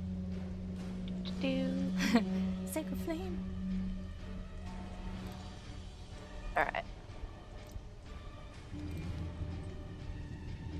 So it's 3 damage if it fails a DC 14 dex save. Best cantrip ever. Dex save. Da-da. Oof. Woo! Hey, The curse of the Man. nines. paying dividends. That thing's a cantrip?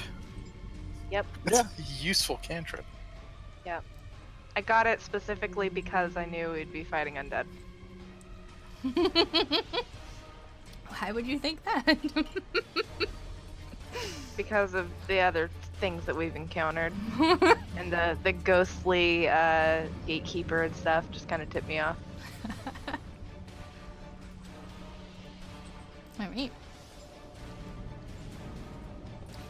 Skeleton is going to try to devour Makaria. That's not nice.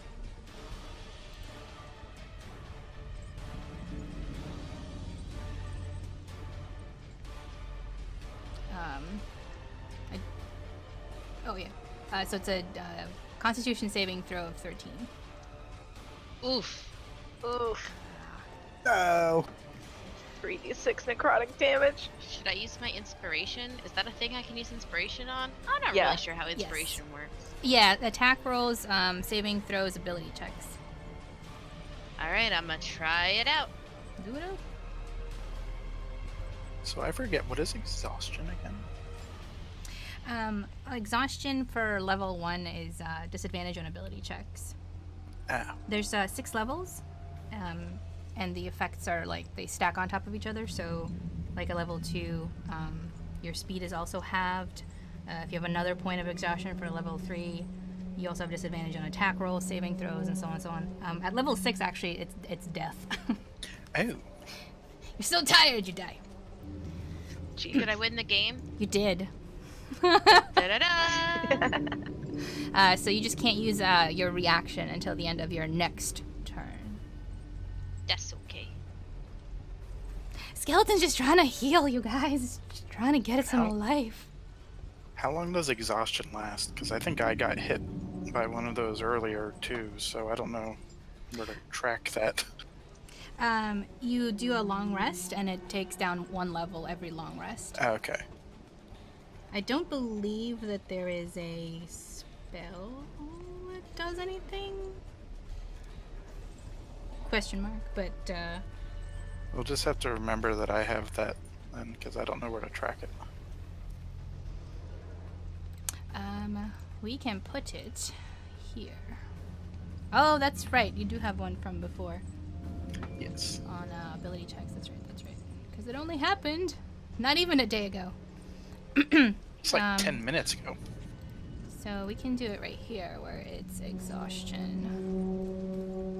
And you have 1 point. Do you see it on your character sheet? I do.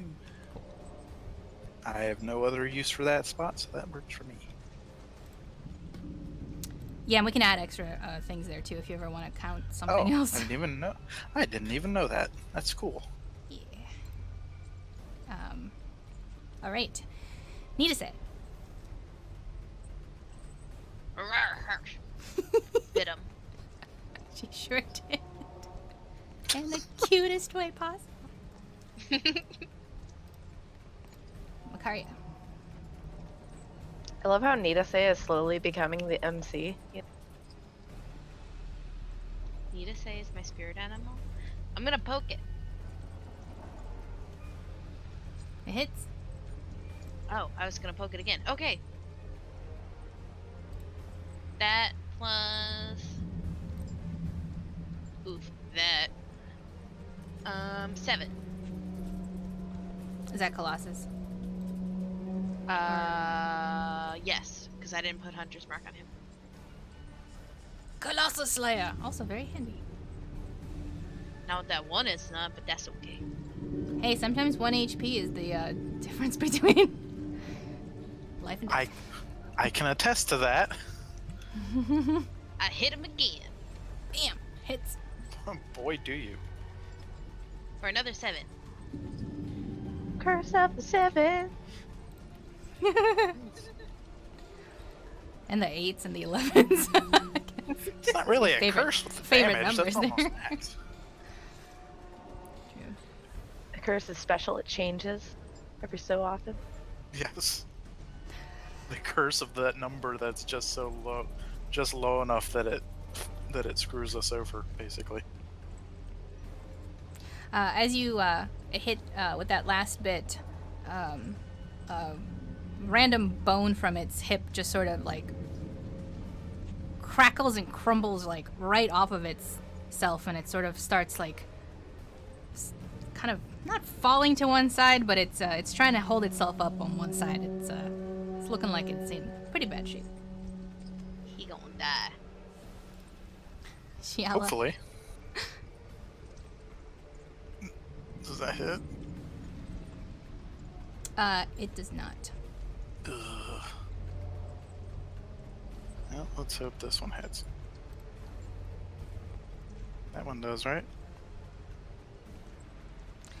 Oops, sorry. Where did it scroll over? That does, yes.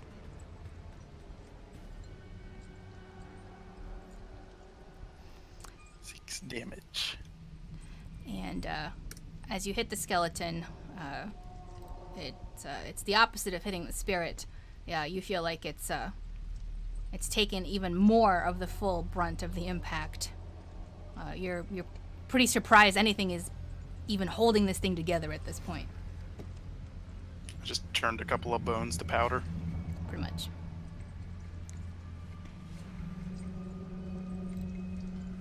Trimby. Or are you all set? Chilling. Oh yeah, I'm done. Alright, let's... Spiritual weapon? Big miss. Alright. Time for the sacred flame that never missed. This could do it. Maybe. Oh, And it's the 9 again. Woo! Trimby, tell me how you kill it. When Thrimby casts Sacred Flame, his eyes start shining as this light descends on the thing he casts it at. So he's like incanting the Sacred Flame, mumbling like the spell. The light comes down and it burns the skeleton to ash.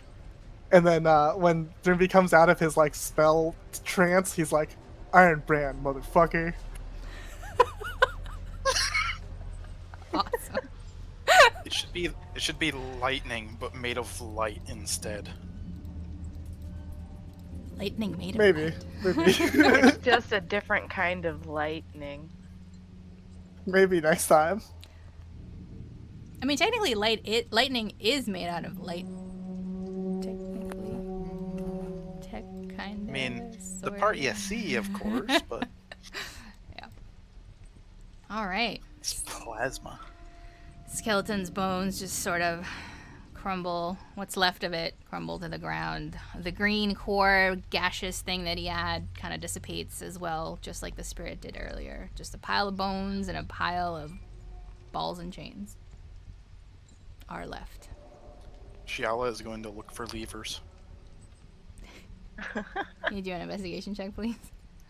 Oh, it's not perception. Okay. We are actively that's gonna looking be for fun. levers, right? Or- Yeah, it's just my investigation is much worse than my perception. You do not see any levers. I just wanted to do a It's quick a check of this meme at this room. point. I know this room looks pretty empty, but I just want to do a quick check. What do you want me to roll? See if there's anything at all, anything amiss, any like, what's it called? like loose stones on the floor or anything like that? Do an investigation and arcana check, please.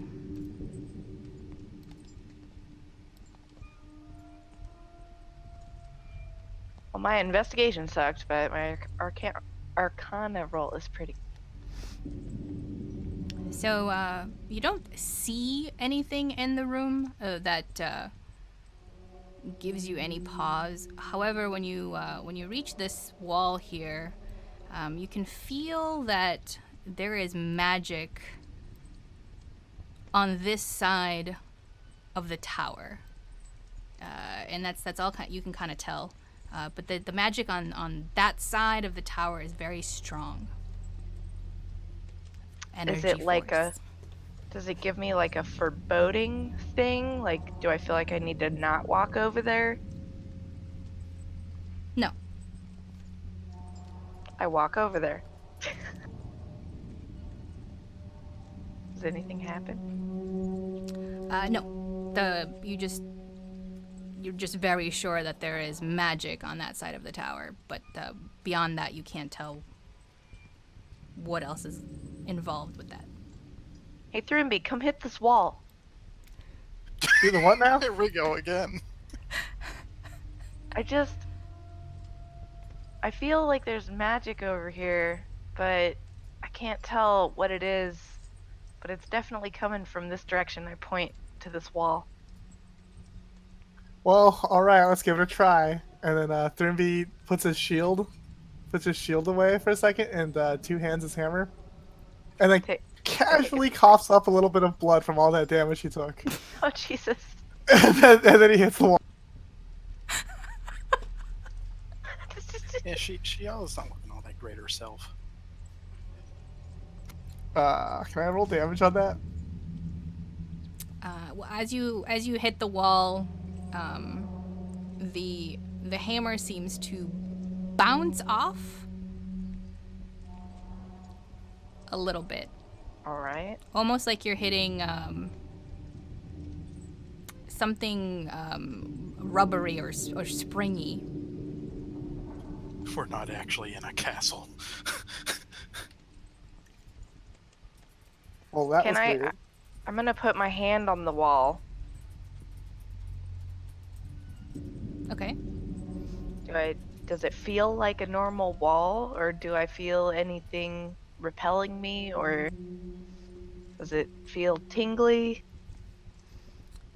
On the wall, there's parts where there's the crystals and parts where there's not crystals. Which part do you put your hand on? The part without crystals. That feels like a regular wall. I touch the crystals. As you try to touch the crystals, you get a little spark, and it kind of really hurts as you get closer and closer and closer to it. Shit. All right. Don't touch the crystals.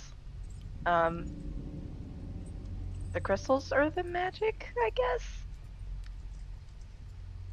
You Magic get the sense crystals. that they are definitely part of what's making this whole tower be the way that it is. But Interesting. not in a nefarious. You don't get any like bad vibes. Just that's part of what's either causing the magic or storing the magic. They're definitely involved. The crystals are a friend to time manipulation. Got it. All right. I guess there's nothing else I could do, so I'm gonna start leaving. Can I use my dwarven stone cunning to think about whether, like, what kind of architectural style this is, like who might have built it? Ooh. Yes. Nice. Intelligence check, please. Or I guess it's history. Can I history? History. All right. Yeah. And there should be a +2 on top of that because I'm supposed to double Yep. my proficiency Proficiency. bonus.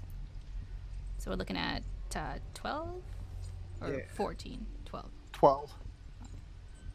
That's such a specific skill. I know, right?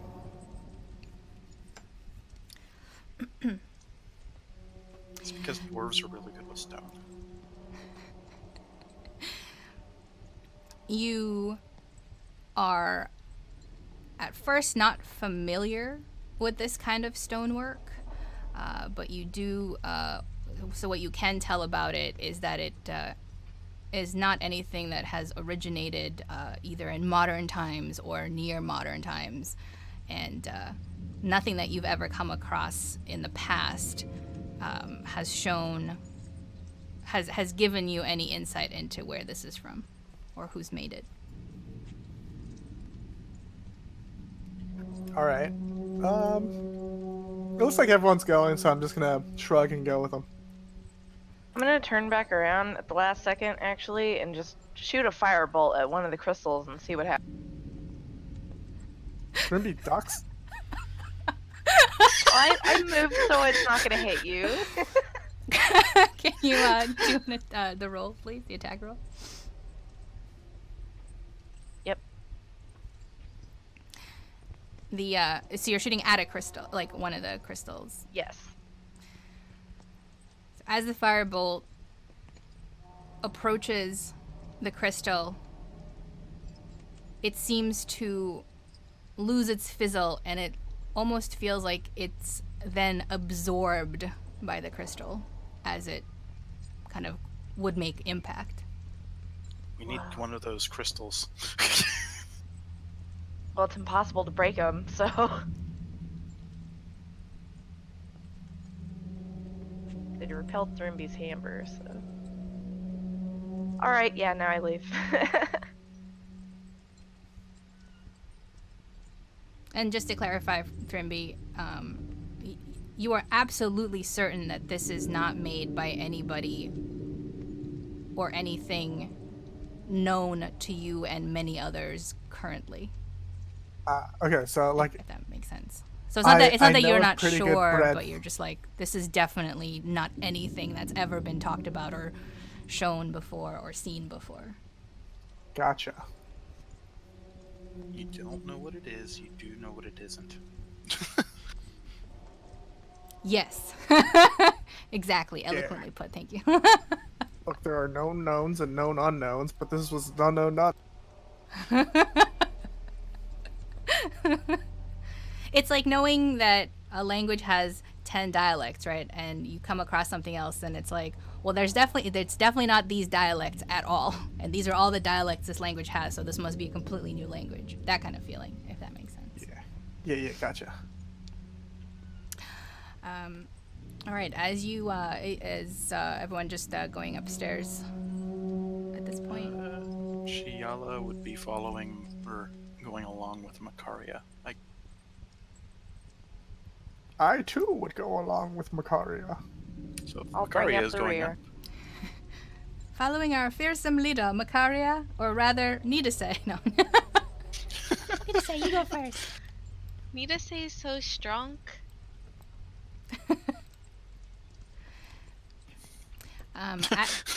As you go up the stairs actually thin out to about just about 5 feet across.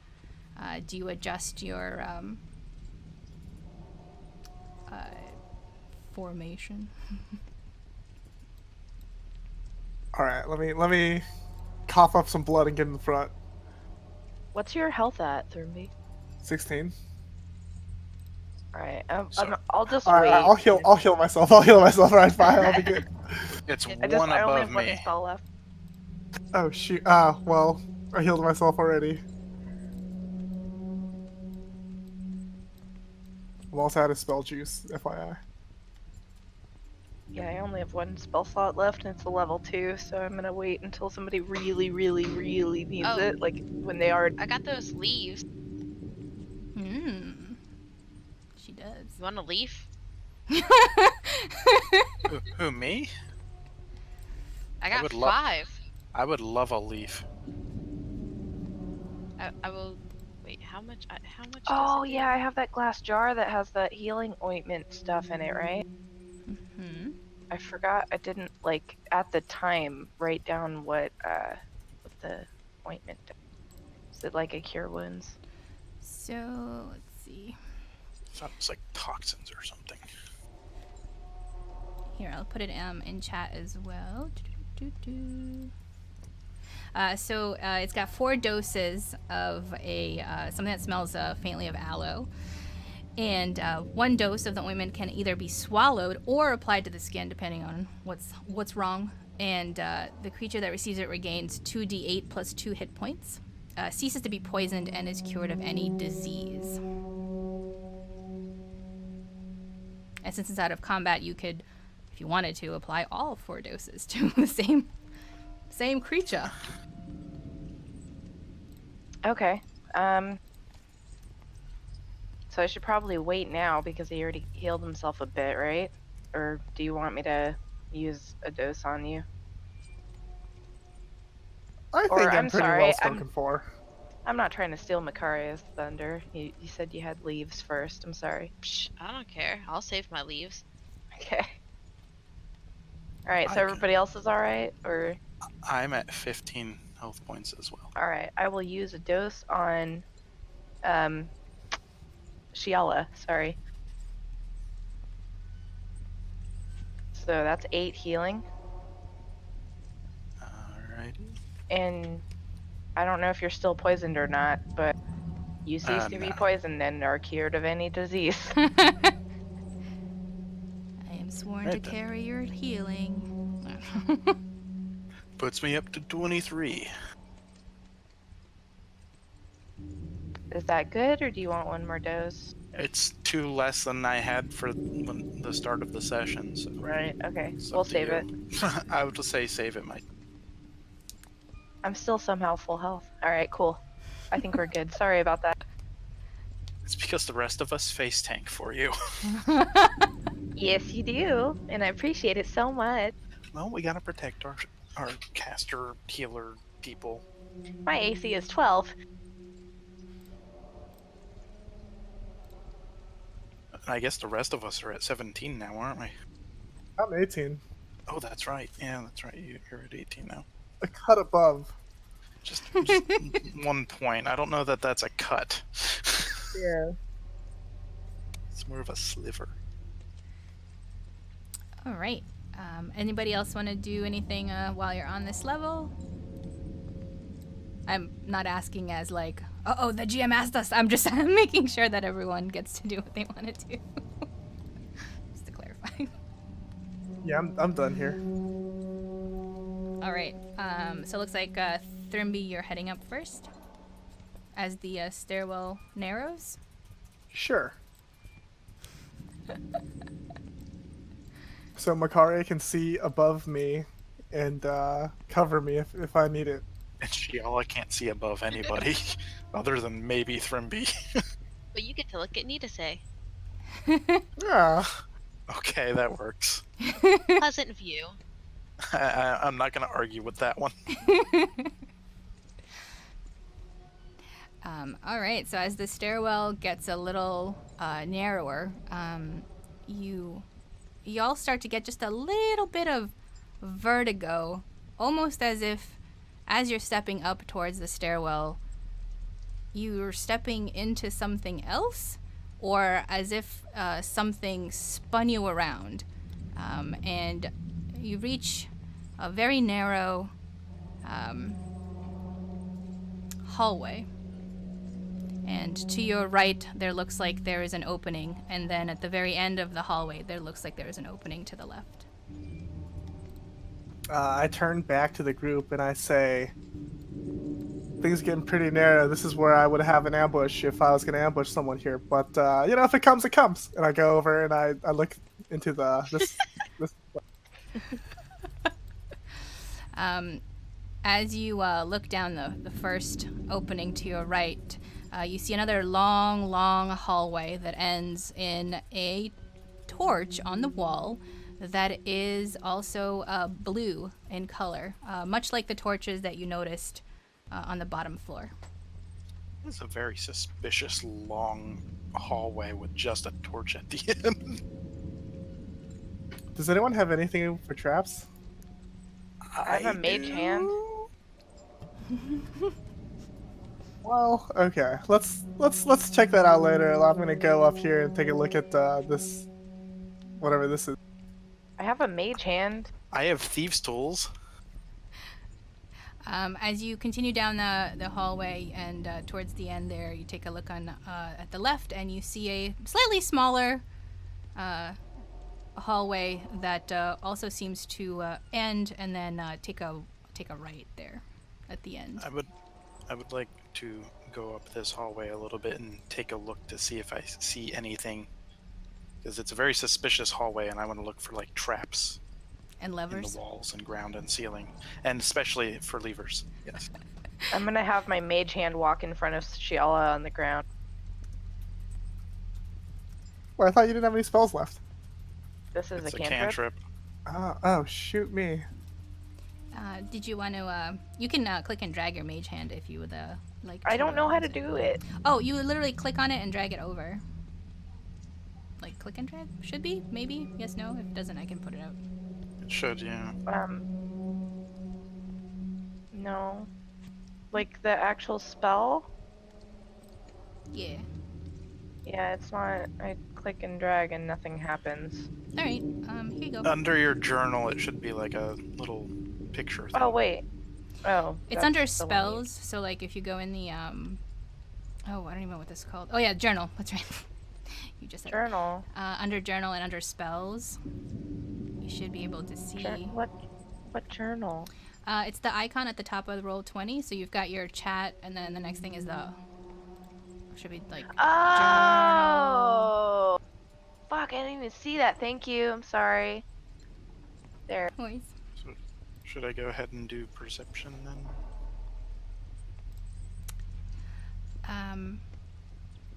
For the traps? Checking for traps. Yeah, let's do a...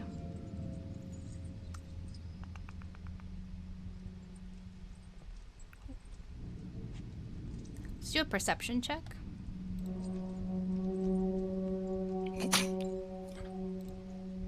Okay then. This is a perfectly nice hallway that there's nothing in here. As far as Shiala sees. Yeah, as far as you can tell, there's nothing, again, out of the ordinary. It would, as you're looking around for it, you do bump into some of the crystals and you get a little spark. This is getting narrower. But you don't see anything that you might think is a trap. And the floating also hand is getting- the best thing ever. Is it also getting shorter? Shorter? What do you mean? Oh, As from in, is height-wise? Ceiling? Yeah. No, that's the same. Oh, okay. I am using the hand to walk across the floor, by the way. Okay. And And I don't know if Shiala that matters. is following behind it. She's just gonna kind of stop here.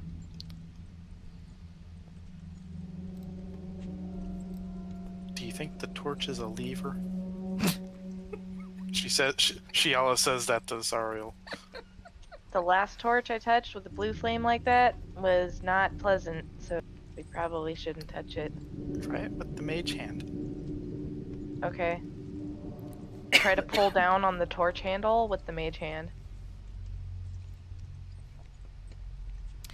As the mage hand goes to touch the torch, it seems to be pulled into the torch, a little bit like how your firebolt was being pulled and then dissipated into the blue crystal. And you get the sense that if you don't pull your mage hand out soon, it will just disappear into the torch fire. I retract my mage hand. Your What is mage the hand point of okay. this hallway then? Anybody have any wind spell? Can we like blow out the flame? I have a wind spell, but I don't have spell slots. Right. Can we just try to blow out the flame like, manually? Shiala leans forward and tries to blow out the flame. I mean, it's a torch, so it's probably not gonna work, right? She is a very powerful lunged monk. She does a your- lot of cardio. Your breath doesn't seem to have any real effect on the flame. It might sway a little bit from it, but not enough to snuff it out. Very Alright, she's just gonna try and reach and grab the torch then. Same thing as before, but a little sharper pain now because this is the second time you've touched one of these torches, and it hurts as you reach towards it, pushes you back a little. Alright. Alright, I'm gonna dismiss my mage hand and follow the other. I'm going to try and poke it with another torch. Like an unlit torch.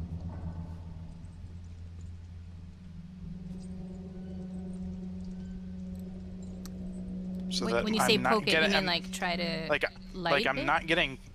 Well, I'm sort of that, but also trying to like poke it to see if I can touch it with the other torch without getting my hand near it.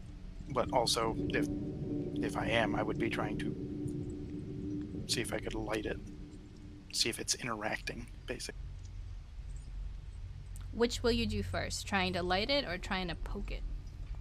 Sort of both. I don't know if because she would be touching the. This is gonna sound horrible when I say that.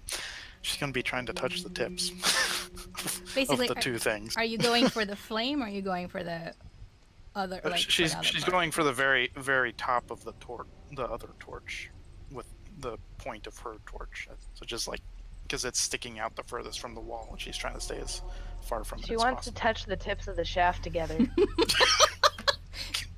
So as if you would like go for like when you're lighting a candle, right? Like you're going for like tip to tip sort of. Sort of, but I mean, it's mostly because, torches stick out of walls at angles, and she's just trying to stay as far away from it as possible when she pokes it.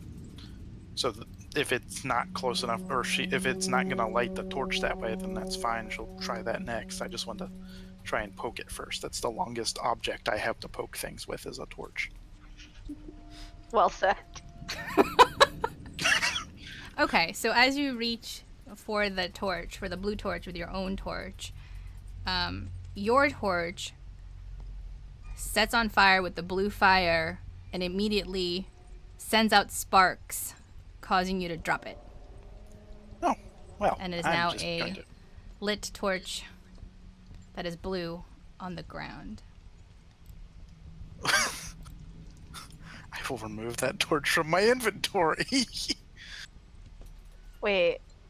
So, but you were able to carry the blue flame? No, it It's like on the ground. made me drop it. Oh. It spread to my torch, but it also forced me to drop it. God, you're gonna catch the whole castle on blue fire, And then nobody will be able to touch it. and then nobody will be able to be here. Wipe the whole castle from existence. It is similar to when Callum was lighting all the torches down below, where he would light them with regular fire and they would turn blue. So that's just a really weird hallway. I don't know why it exists. If anybody else wants to look for anything in it. Thrimby Makaria, anything you'd like to do? I'd like to keep going into these hallways. Me too. Let's Good. go! Because Shiala is absolutely certain there's nothing else in that hallway. I stroll forward. All right. All right, I keep strolling forward, I guess. Yep. Look around this bend. Looks like there's an opening into a sizable room, not as big as the bigger rooms that you've seen down below, but not as small as the other rooms. Shiala pets need us. Aww. How does Gonna be Nita ready say? since hammer. Something? As you turn into the room, you see a giant stone opening in the center that does not look like it is made of the same materials or doesn't quite even look like it would belong here in this tower, but it is a I don't know why I'm having trouble with words right now. It's down in the ground, so it looks like a stone hole has been made in the ground, drops down maybe about 10 feet. There's a bottom to it. It's circular, a little over the 5 feet in diameter. And if one were to look at it, one might wonder why it didn't show up maybe in the rooms below, but when you were climbing up the stairs and you felt the movement around, it's very likely that this may not be on top of anything else that you have been through. Kansas anymore. Oh, alright. I make way so the other people can look at the hole, and I go look at the hole. And also look at the, whatever is over here. Past there. The whole room, okay. So when you go there, it looks like the little room that was adjoining the bigger hall in the previous floors. There is another pedestal, a little bit maybe like an altar, also made of the same stone as the circular hole. And there is a covering, also of stone, that looks like it's some sort of covering on top of the altar. And it's about a 5 foot by 2 foot rectangular stone outcropping up from the bottom. Can I use a religion check to see if I know what, like, religion might have an altar like this? Sure. Oh, and I killed my character sheet on accident. Not my character sheet. I thought you said. I thought at first you were gonna say, "Oops, I killed my character on accident." I was like, "Wait, how did you do that?" That'd be a really bad mistake. Shiala's gonna look down the hole. Shiala. So sad. These rolls. Why? So sad. Oh, I didn't. That was my perception roll from the hallway before. Oh, gotcha. That's right. That's true. Thrimby, using your stone cunning, by the way, in addition to your religion, you recognize this as the workmanship of followers of Asdel, who is the goddess of the forge. She's generally viewed, of course, as a benevolent deity, and is generally worshipped by craftsmen and women across the world. Her temples built in her name also are said to provide adventurers with great treasures, but most scholars agree that she has not built these temples on the world of Calanthe, but are built elsewhere. Trimby whistles and he goes up and he says, well, I don't know what he would say, but he looks and inspects this altar, see if it like is openable.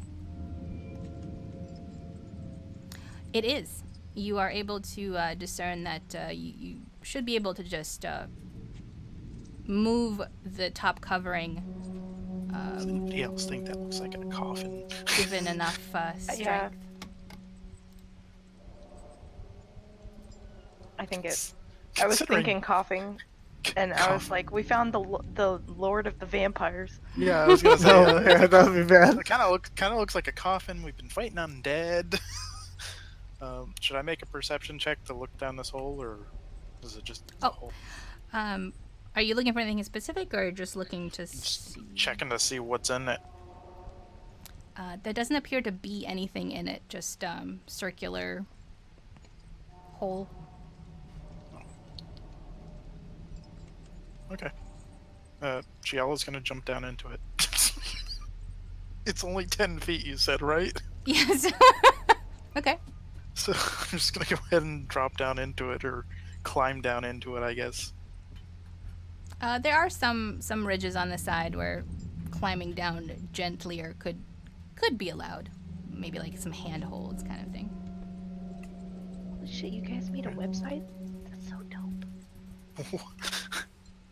Yeah, Sorry, it sorry. was getting unwieldy to keep things in Roll20 anyways. I did. It's amazing. All right, so there's definitely nothing down in this hole. It's just a weird hole. It is a beautifully crafted stone stone hole that Thrimby has noticed is reminiscent of the goddess Asdel. Thurby kind of assumes that everyone else would know this because, like, why wouldn't you? So he doesn't say anything about it. Shala just thinks that it's a stone hole. Yeah. Does it look like a brazier or anything? Like, was it made to hold? Like, is it a hearth? It is Hearth. It is flat on the bottom. It does not look like it has anything in particular that would be able to contain fire. Shiala is going Okay. to climb out of the hole. Do I need to make a check for that, or am I good? Oh, you're good. Thrimby, Makaria? Thrimby calls out behind him. Quit fiddle faddling around. This is, I found an altar to Asdel. And legends have it, they carry, treasures that are needed by adventurers. Let's open this thing. All right. They just leave them around for adventurers? Bunch of sickos and perverts, if you ask me, but hey, good for us. Is anyone able to check it for traps? I will try to check it for traps. Thank you. Can do a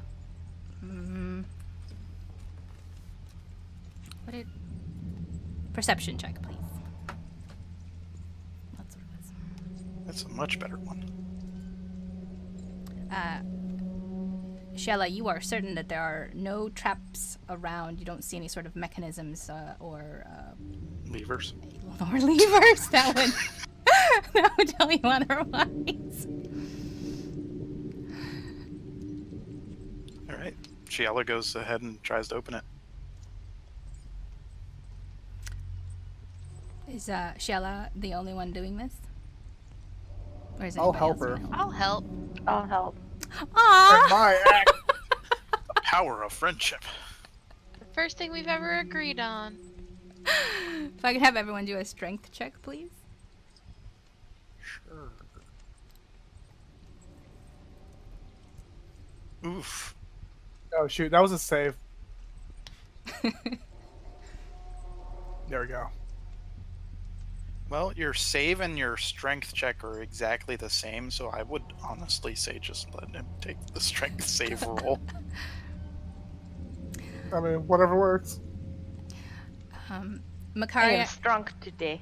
Makaria, Shella, and Thrimby, as you go to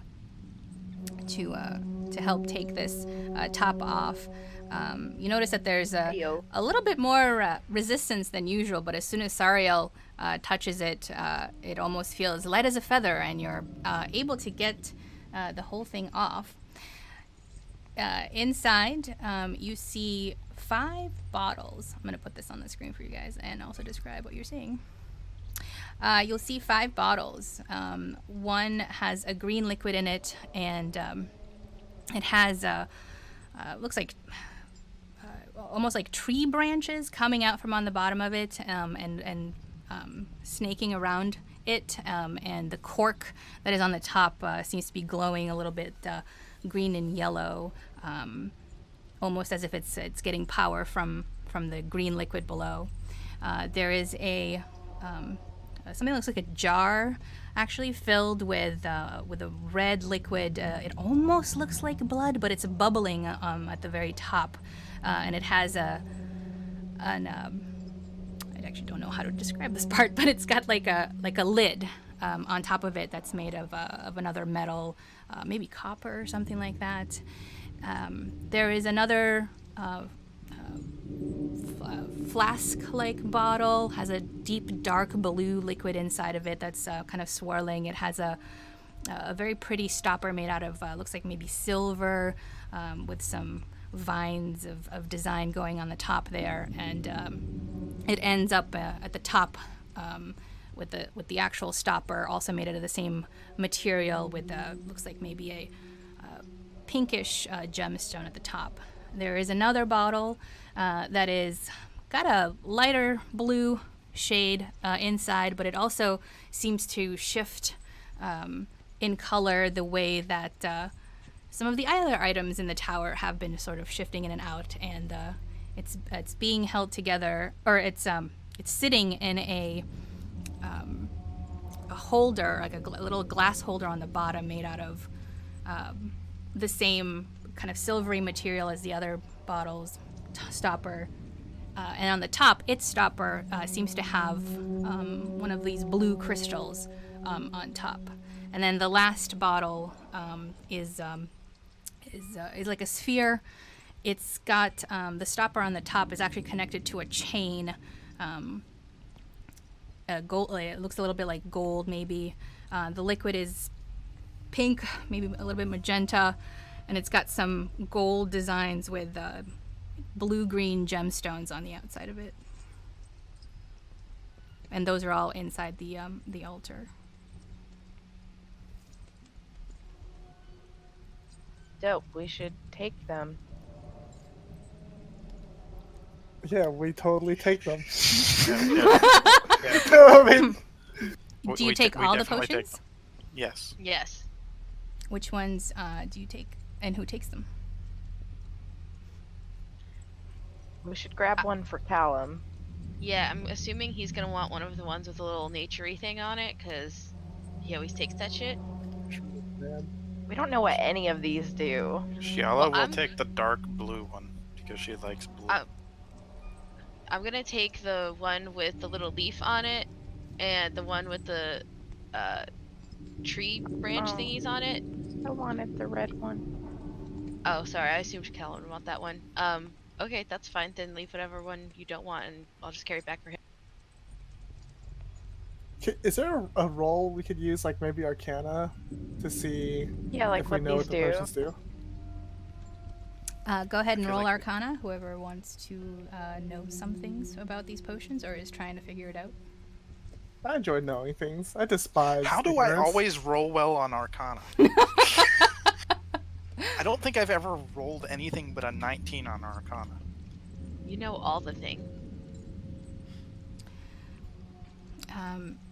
As you're all pondering these potions, you sense the voice of the woman that came to you in the dream just a mere 3 days ago.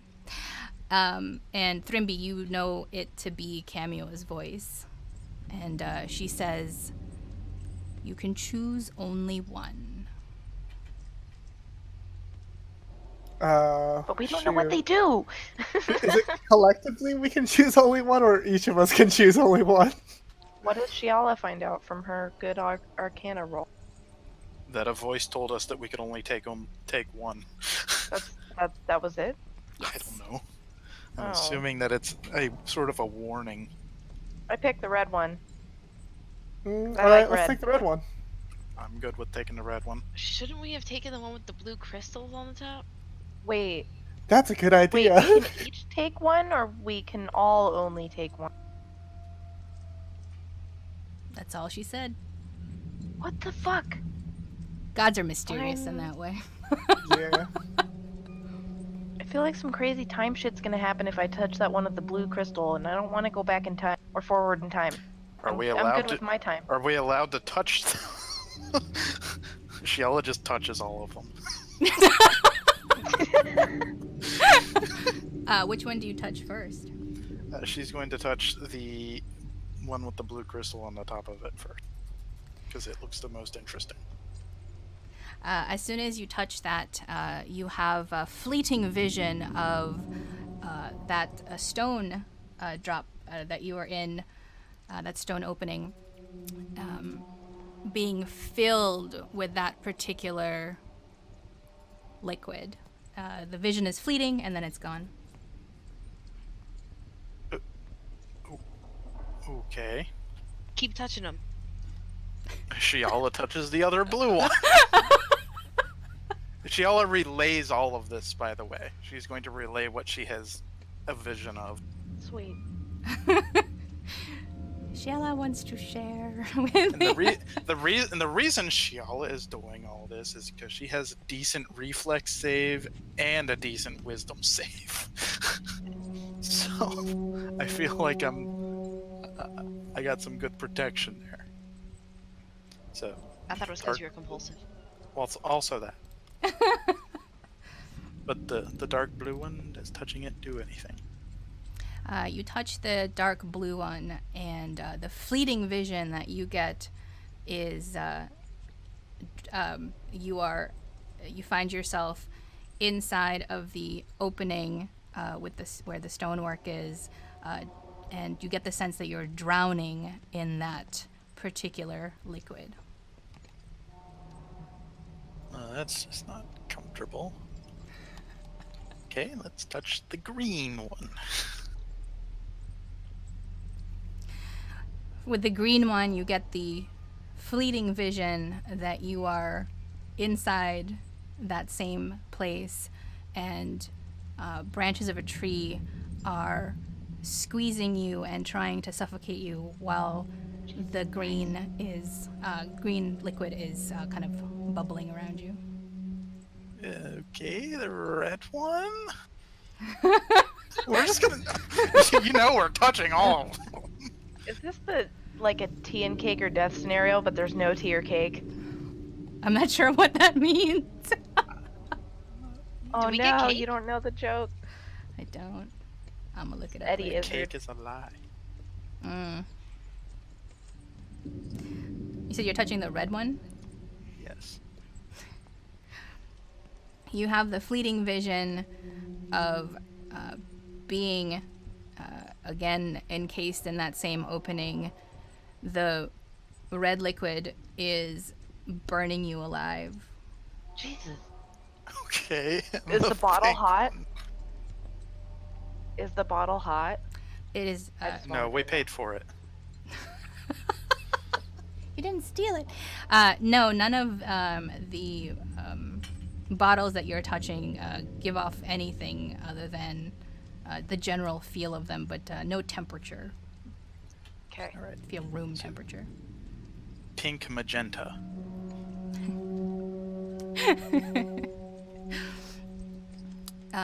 The fleeting vision that you get is that you are in the stone hole, and there is darkness descending upon you from the top of it, pushing you down onto the ground. Okay, so the only one of these that didn't seem like it was very much doom was the one with the crystal on top, so let's take that one. It's a good thing you rolled 19 for Arcana. Yeah. Jesus. Were we all just gonna die? Like, I almost grabbed the red one. Jeez. Okay, so yeah, I grabbed the crystal one. The one. Let's all thank Camua for Yeah. Yeah. Although, do all of us even know it's Camua? I know it's Camel. I I didn't know say you do. I assume the rest of you knew. the rest of you just know it's that strange little lady from the dream. I just say out loud, "Thank you, strange lady from the dream."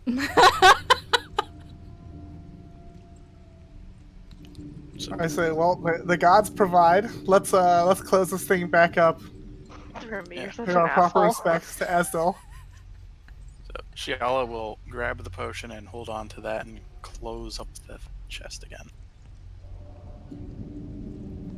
Okay. What do you do next? Everyone? Anyone and everyone? Need to say?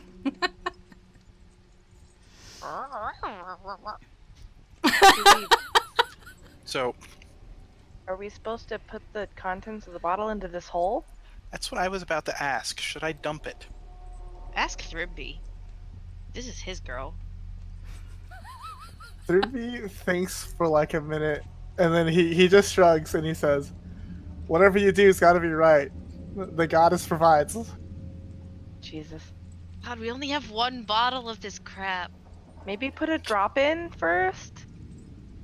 Shiala lets out a couple of drops into the hole after pulling the stopper off, obviously. The liquid pools a little bit at the bottom as you do that, and you feel that the liquid is agreeing with you. Okay, she's just gonna go ahead and tilt it a bit more and just start dumping the rest in. What if this opens another portal and takes us somewhere and we can't get back to Callum? I'm going in the portal. Then Callum will have to go back to Hoenn and have a nice life with her or something. But he's stuck in that frozen time trap. Yeah, so he doesn't even know we're abandoning him yet. It's fine. Yeah. Let's go. Wow. Well, we killed all the undead so that nothing can come after him. He's safe. And if he's He could stuck in time, starve. then he's not going to starve. Wait, It's all very good points. is that true? Probably. We still don't have a way to If he unfreeze starves, him, he so we might starves. as well keep going. Well, there's this other weird torch thing over here. The Which we can't even really get near, so... So as you pour the Alright. rest of the contents, the liquid becomes larger and larger until it fills up the whole hole, and Tire hole. the whole hole, the entirety of the whole hole, and while it doesn't seem like it overflows, the liquid itself feels more like it's some sort of gelatinous sort of property as it kind of bubbles to the surface and moves and shifts. It looks very much like what was happening outside of the blue tower, and as the liquid comes up towards the top, you also see that there are blue crystals that come up at the top, and you again can all hear the woman's voice encouraging you to reach in and take one if you wish. And this is what the crystals look like. Once this loads in, oh, that's massive. They're not that big. Please hold. that's what she said. Sorry, I had to say it once. They're basically they fit very nicely into your own hands if you were to take one out, but they're kind of just hanging grabs around. one. I grab one too. I take two. Trimby shrugs We and were only grabs supposed to one. grab one. We all But I died. need one for Callum. I'm just kidding. Plus, I have two beings on my person, so if anyone can take two, it's me. I just meant one in general, but okay. No, I'm just teasing. So yeah, we all grab one, and Makaria grabs two so she can give one to Callum. Turn B. Yeah, I take one. Okay. Your character was back from it, so I wasn't sure. I guess. Alright, here. Boop. Makaria, as you reach in to take a second one, Uh-oh.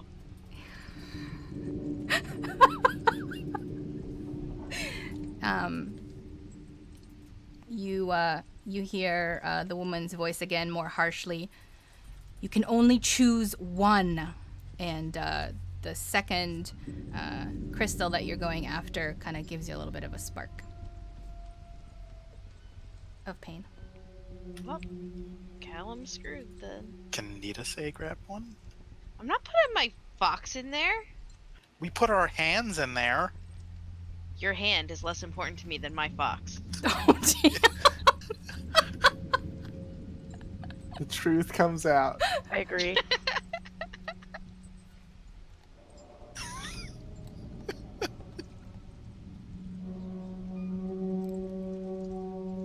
She would have to put her face in there to try to get one. Does the strange voice lady lady voice thing let the rest of us take one? Yes, she hasn't. She's not said a thing. Dude, I feel like we could still go and take one of those other potions. And, like, this one didn't do anything until we poured it out. Whoa. I Slow think your it's roll, a sorry. horrible idea. Slow your roll. That sounds like a bad idea. Do you remember what the fleeting images were? Yeah, like, All death.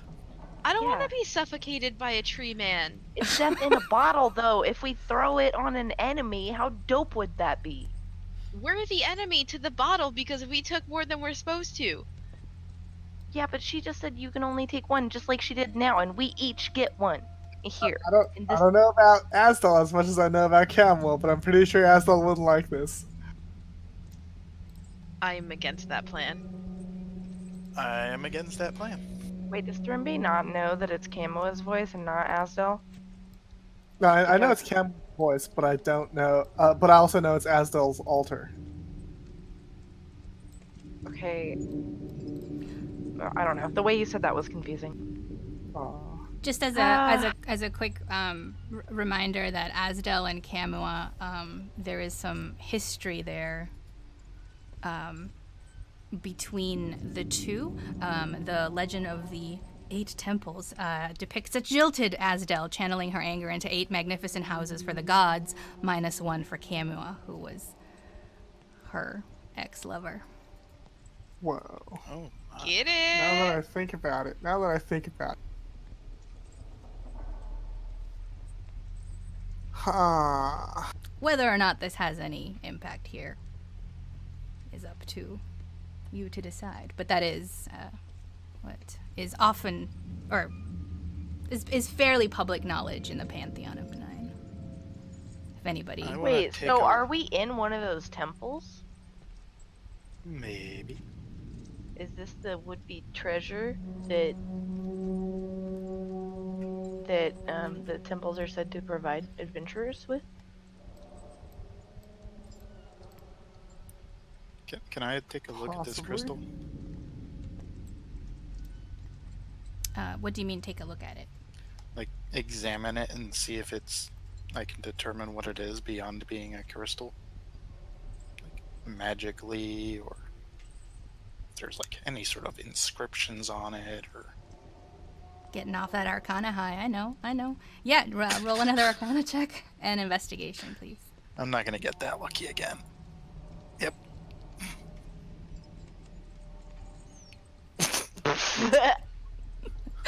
Nope, just the crystal. You poked yourself in the eye with the crystal. I'm glad that there's no such thing as a crit fail with a skill check. I was bringing the crystal real close to my eye and just misjudged how far it was. No, it's in my nostril. As far as you can tell, it looks like a completely ordinary but very pretty blue crystal. Shiola's just gonna hold on to it. And she wants to go check out that torch again.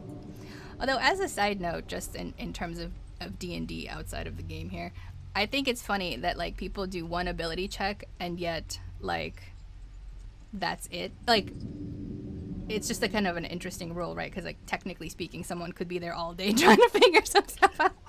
Yeah, It's like that's a what take 20 roll. I was about to say, that's what the whole take 20 thing was about.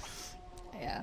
But at the same time, if someone doesn't know something, it's not like sitting and looking at something would necessarily give them extra insight.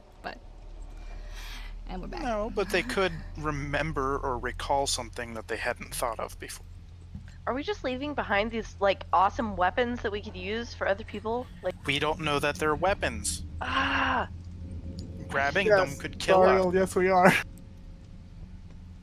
Sariel really likes power. Does she say this out loud? In the third person. Creepy. No, I don't say that out Sariel loud. smash. But that's why I'm, like, torn between trying to, like, maybe risk my life and go grab a different bottle. And Shiola's not gonna. doing that. Shiola's got a weird hunch, and she's gonna go see if she can try and touch this torch. Alright, If well, you grab another Thrimby's bottle, please gonna... don't get them where you burn alive. Oh god. Oh, you are going down this hallway. Please hold. Oh, okay. I'll go back to the beginning of it. Oh no. So as you Or you can move me back to wherever you want me to be moved back to. come back down this hallway, the torches are Normal? normal color. Normal torch colors. I'm gonna go get my freaking torch back.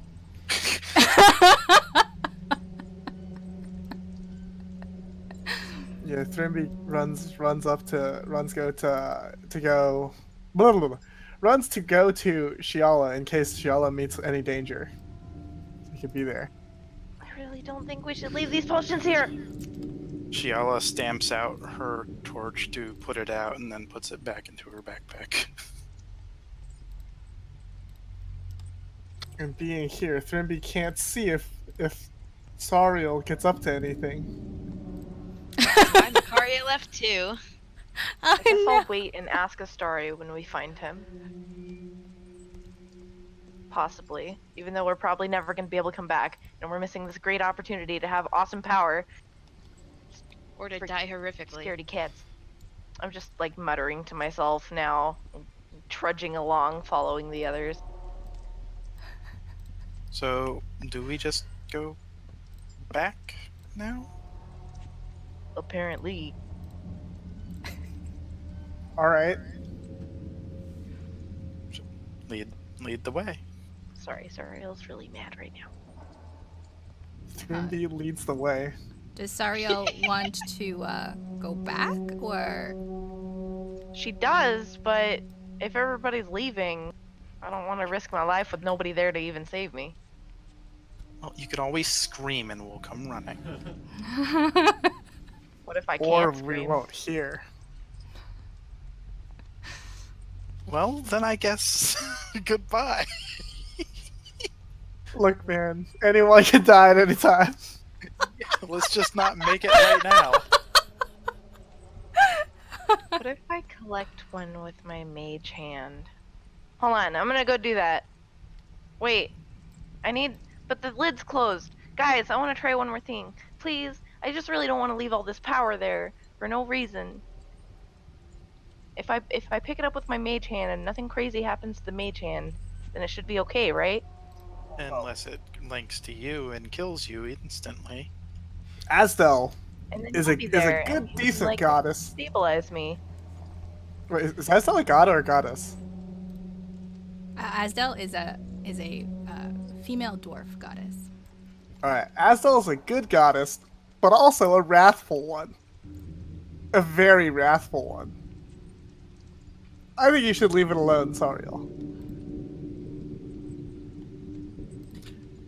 The dwarf who says that you could die at any moment is telling you to leave the potions alone. But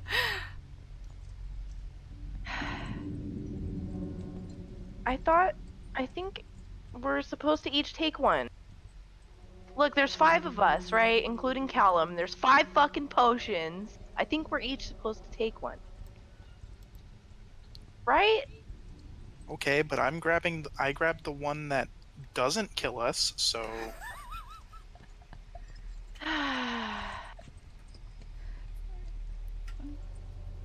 Whatever.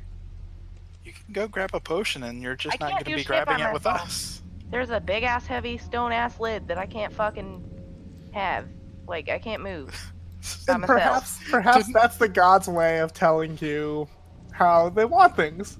Now let's get out of here.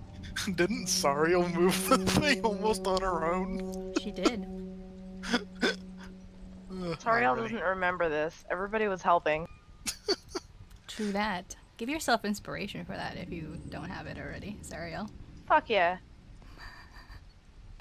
Alright, Get more power.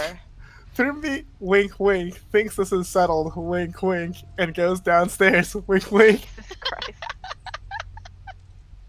Shiala's gonna follow. Well, behind Makaria.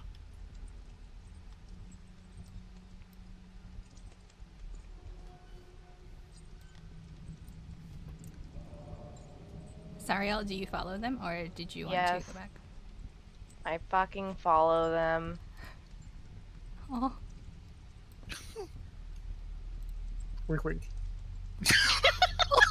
Wink at me one more time, fucking dwarf. I swear to God. I can't reach him. He's so far ahead of you. All right, we go downstairs, I guess. okay. You head down, and as you head down the stairs and they become a little bit wider, you get that same sense of vertigo, but almost in the other direction, as if you are stepping to or through to another place again. And you are on the lower level.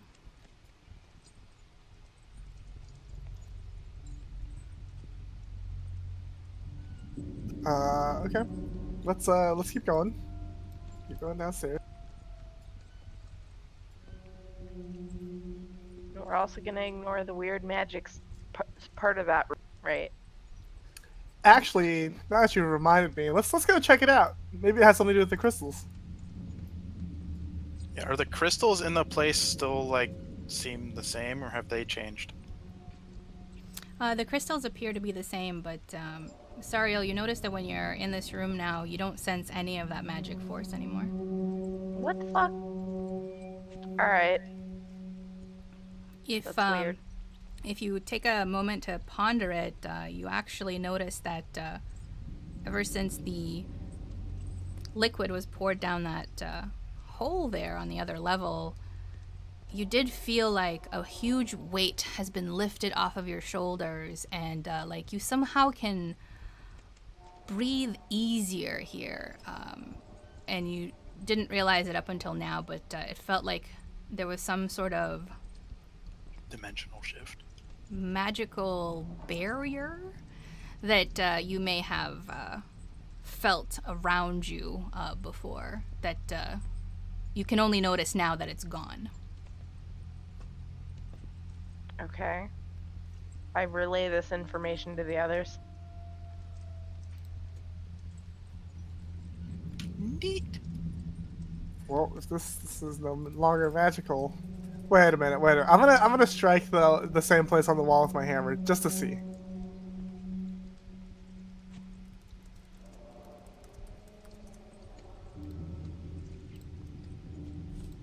That hits.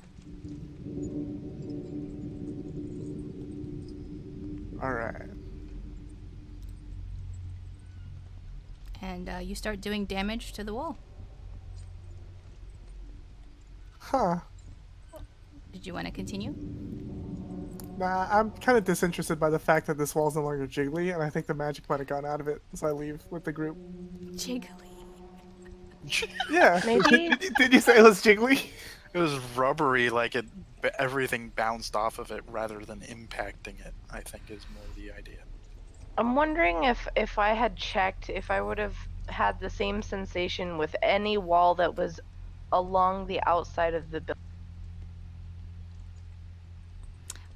Do a history check for me.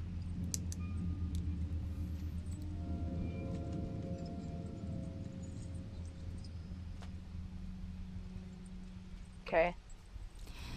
This wall was decidedly a different kind of energy, one that felt more familiar to you than what was happening outside. Okay, hold on. Maybe it was a barrier, a different barrier or something. I think we should break the wall down. Maybe it was protecting something. And now that the magic's gone, we can get through it.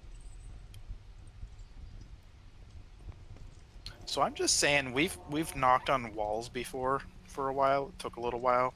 Do Yeah, wanna and we do this? found the monk dude who we never would did. have met, who tipped us off about Miras. I'm not arguing that part. I don't believe in breaking walls in towers. In basements, yes. I don't know about towers. Basements is where I draw the line. And Yeah. I don't feel like punching or kicking my hands and feet bloody. Well, I can't get through it by myself, so whatever you guys want to do. There could be glorious things. There could, but it's whatever. The most glorious thing of all, Thrimby puts his hand on Sariel's shoulder. The most glorious thing of all is serving the goddess. Now let's get the hell out of here. Sariel, I maybe I misspoke earlier, but the magic that you felt earlier was on that side of the tower wall area, but it was not localized to this level, if that helps. That's weird. I don't understand. So it's like on that side of the building, if as it were. It's sort of like if you feel a draft coming from one direction of like a room you're in. But that's a bad analogy. Never mind. I was taking it to mean that there was a magical field that was just in general around the tower, and since we were checking on this particular room, we were feeling it on that particular side. Yeah, it's just weird because when we went upstairs, everything happened like over in this area, not. Yeah, but side. when we went upstairs, we also got switcherooed around and stuff. Yes, that. Okay, so I'm just turned around, and I think that there's something that doesn't exist. No, it was a good thing to point out. Thrimby's the only one that can break the wall. Good, that's fine. Let's move on. All right, so we're going to. So we're going to the second level. Let's see.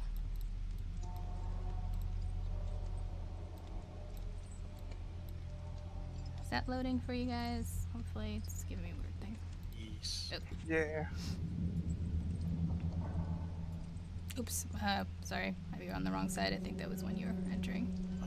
Guess we left the boomerang behind.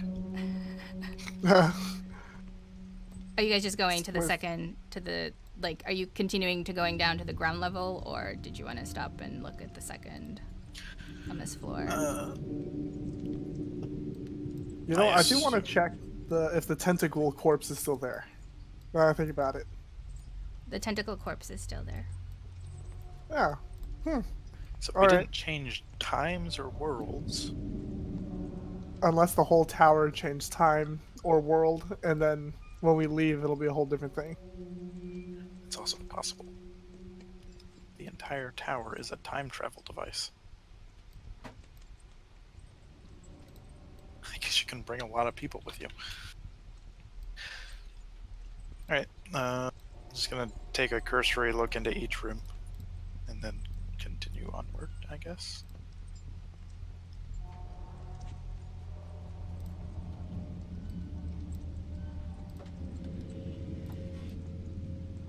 I mean, okay, wait, the left says upstairs, but we're going down.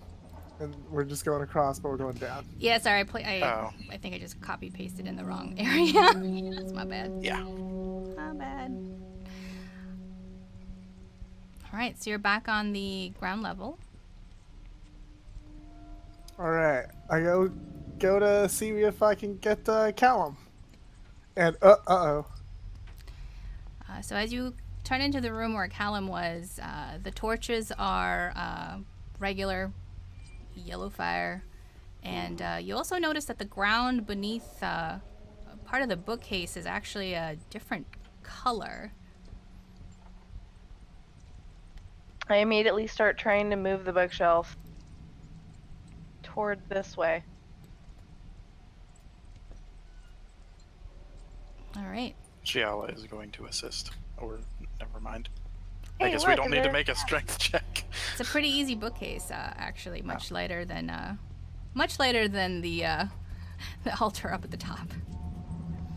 And it looks like this passageway leads downward. Dwarves love going downward. From what you can I'm tell. so glad you put the word on that.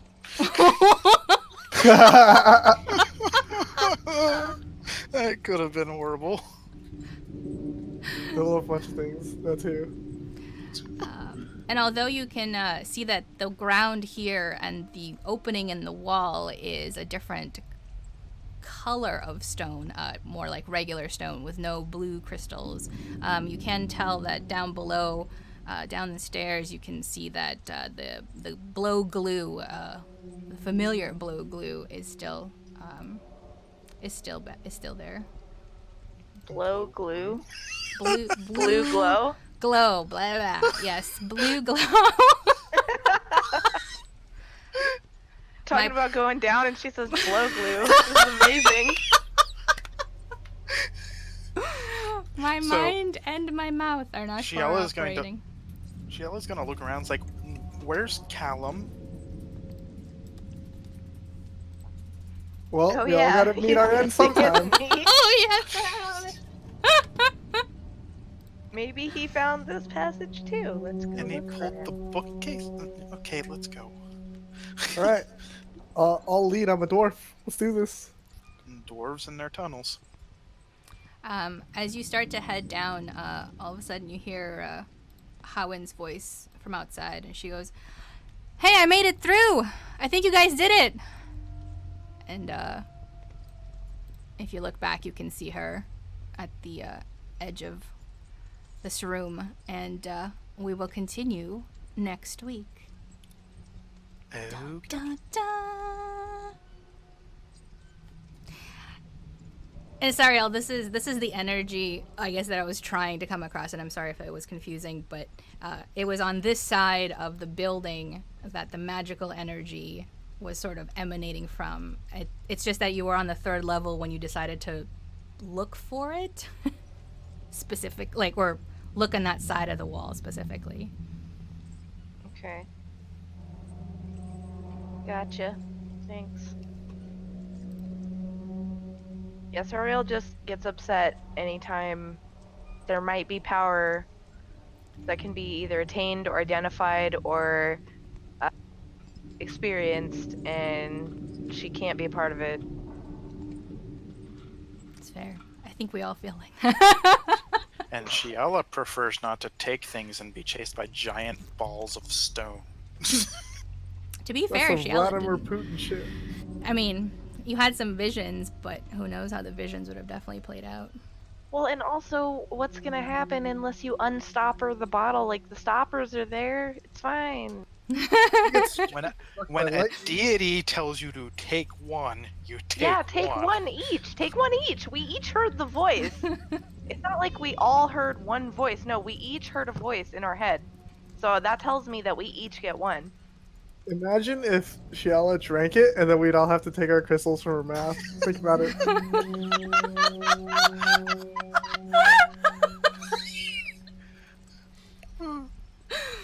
All Wait, right. would that have allowed us to take all of the crystals? That was like the weirdest shit I've ever heard. Shrug. This game's going about to begin super weird. No, I guess it already has. But yeah, stay tuned, y'all, for next week. Thank you for joining us this week, and we'll find out what's happened. Clearly, the barrier outside must have come loose, come down to allow Howin to get inside. But who knows where Callum went? Dun, dun, dun. All right, catch you guys next time.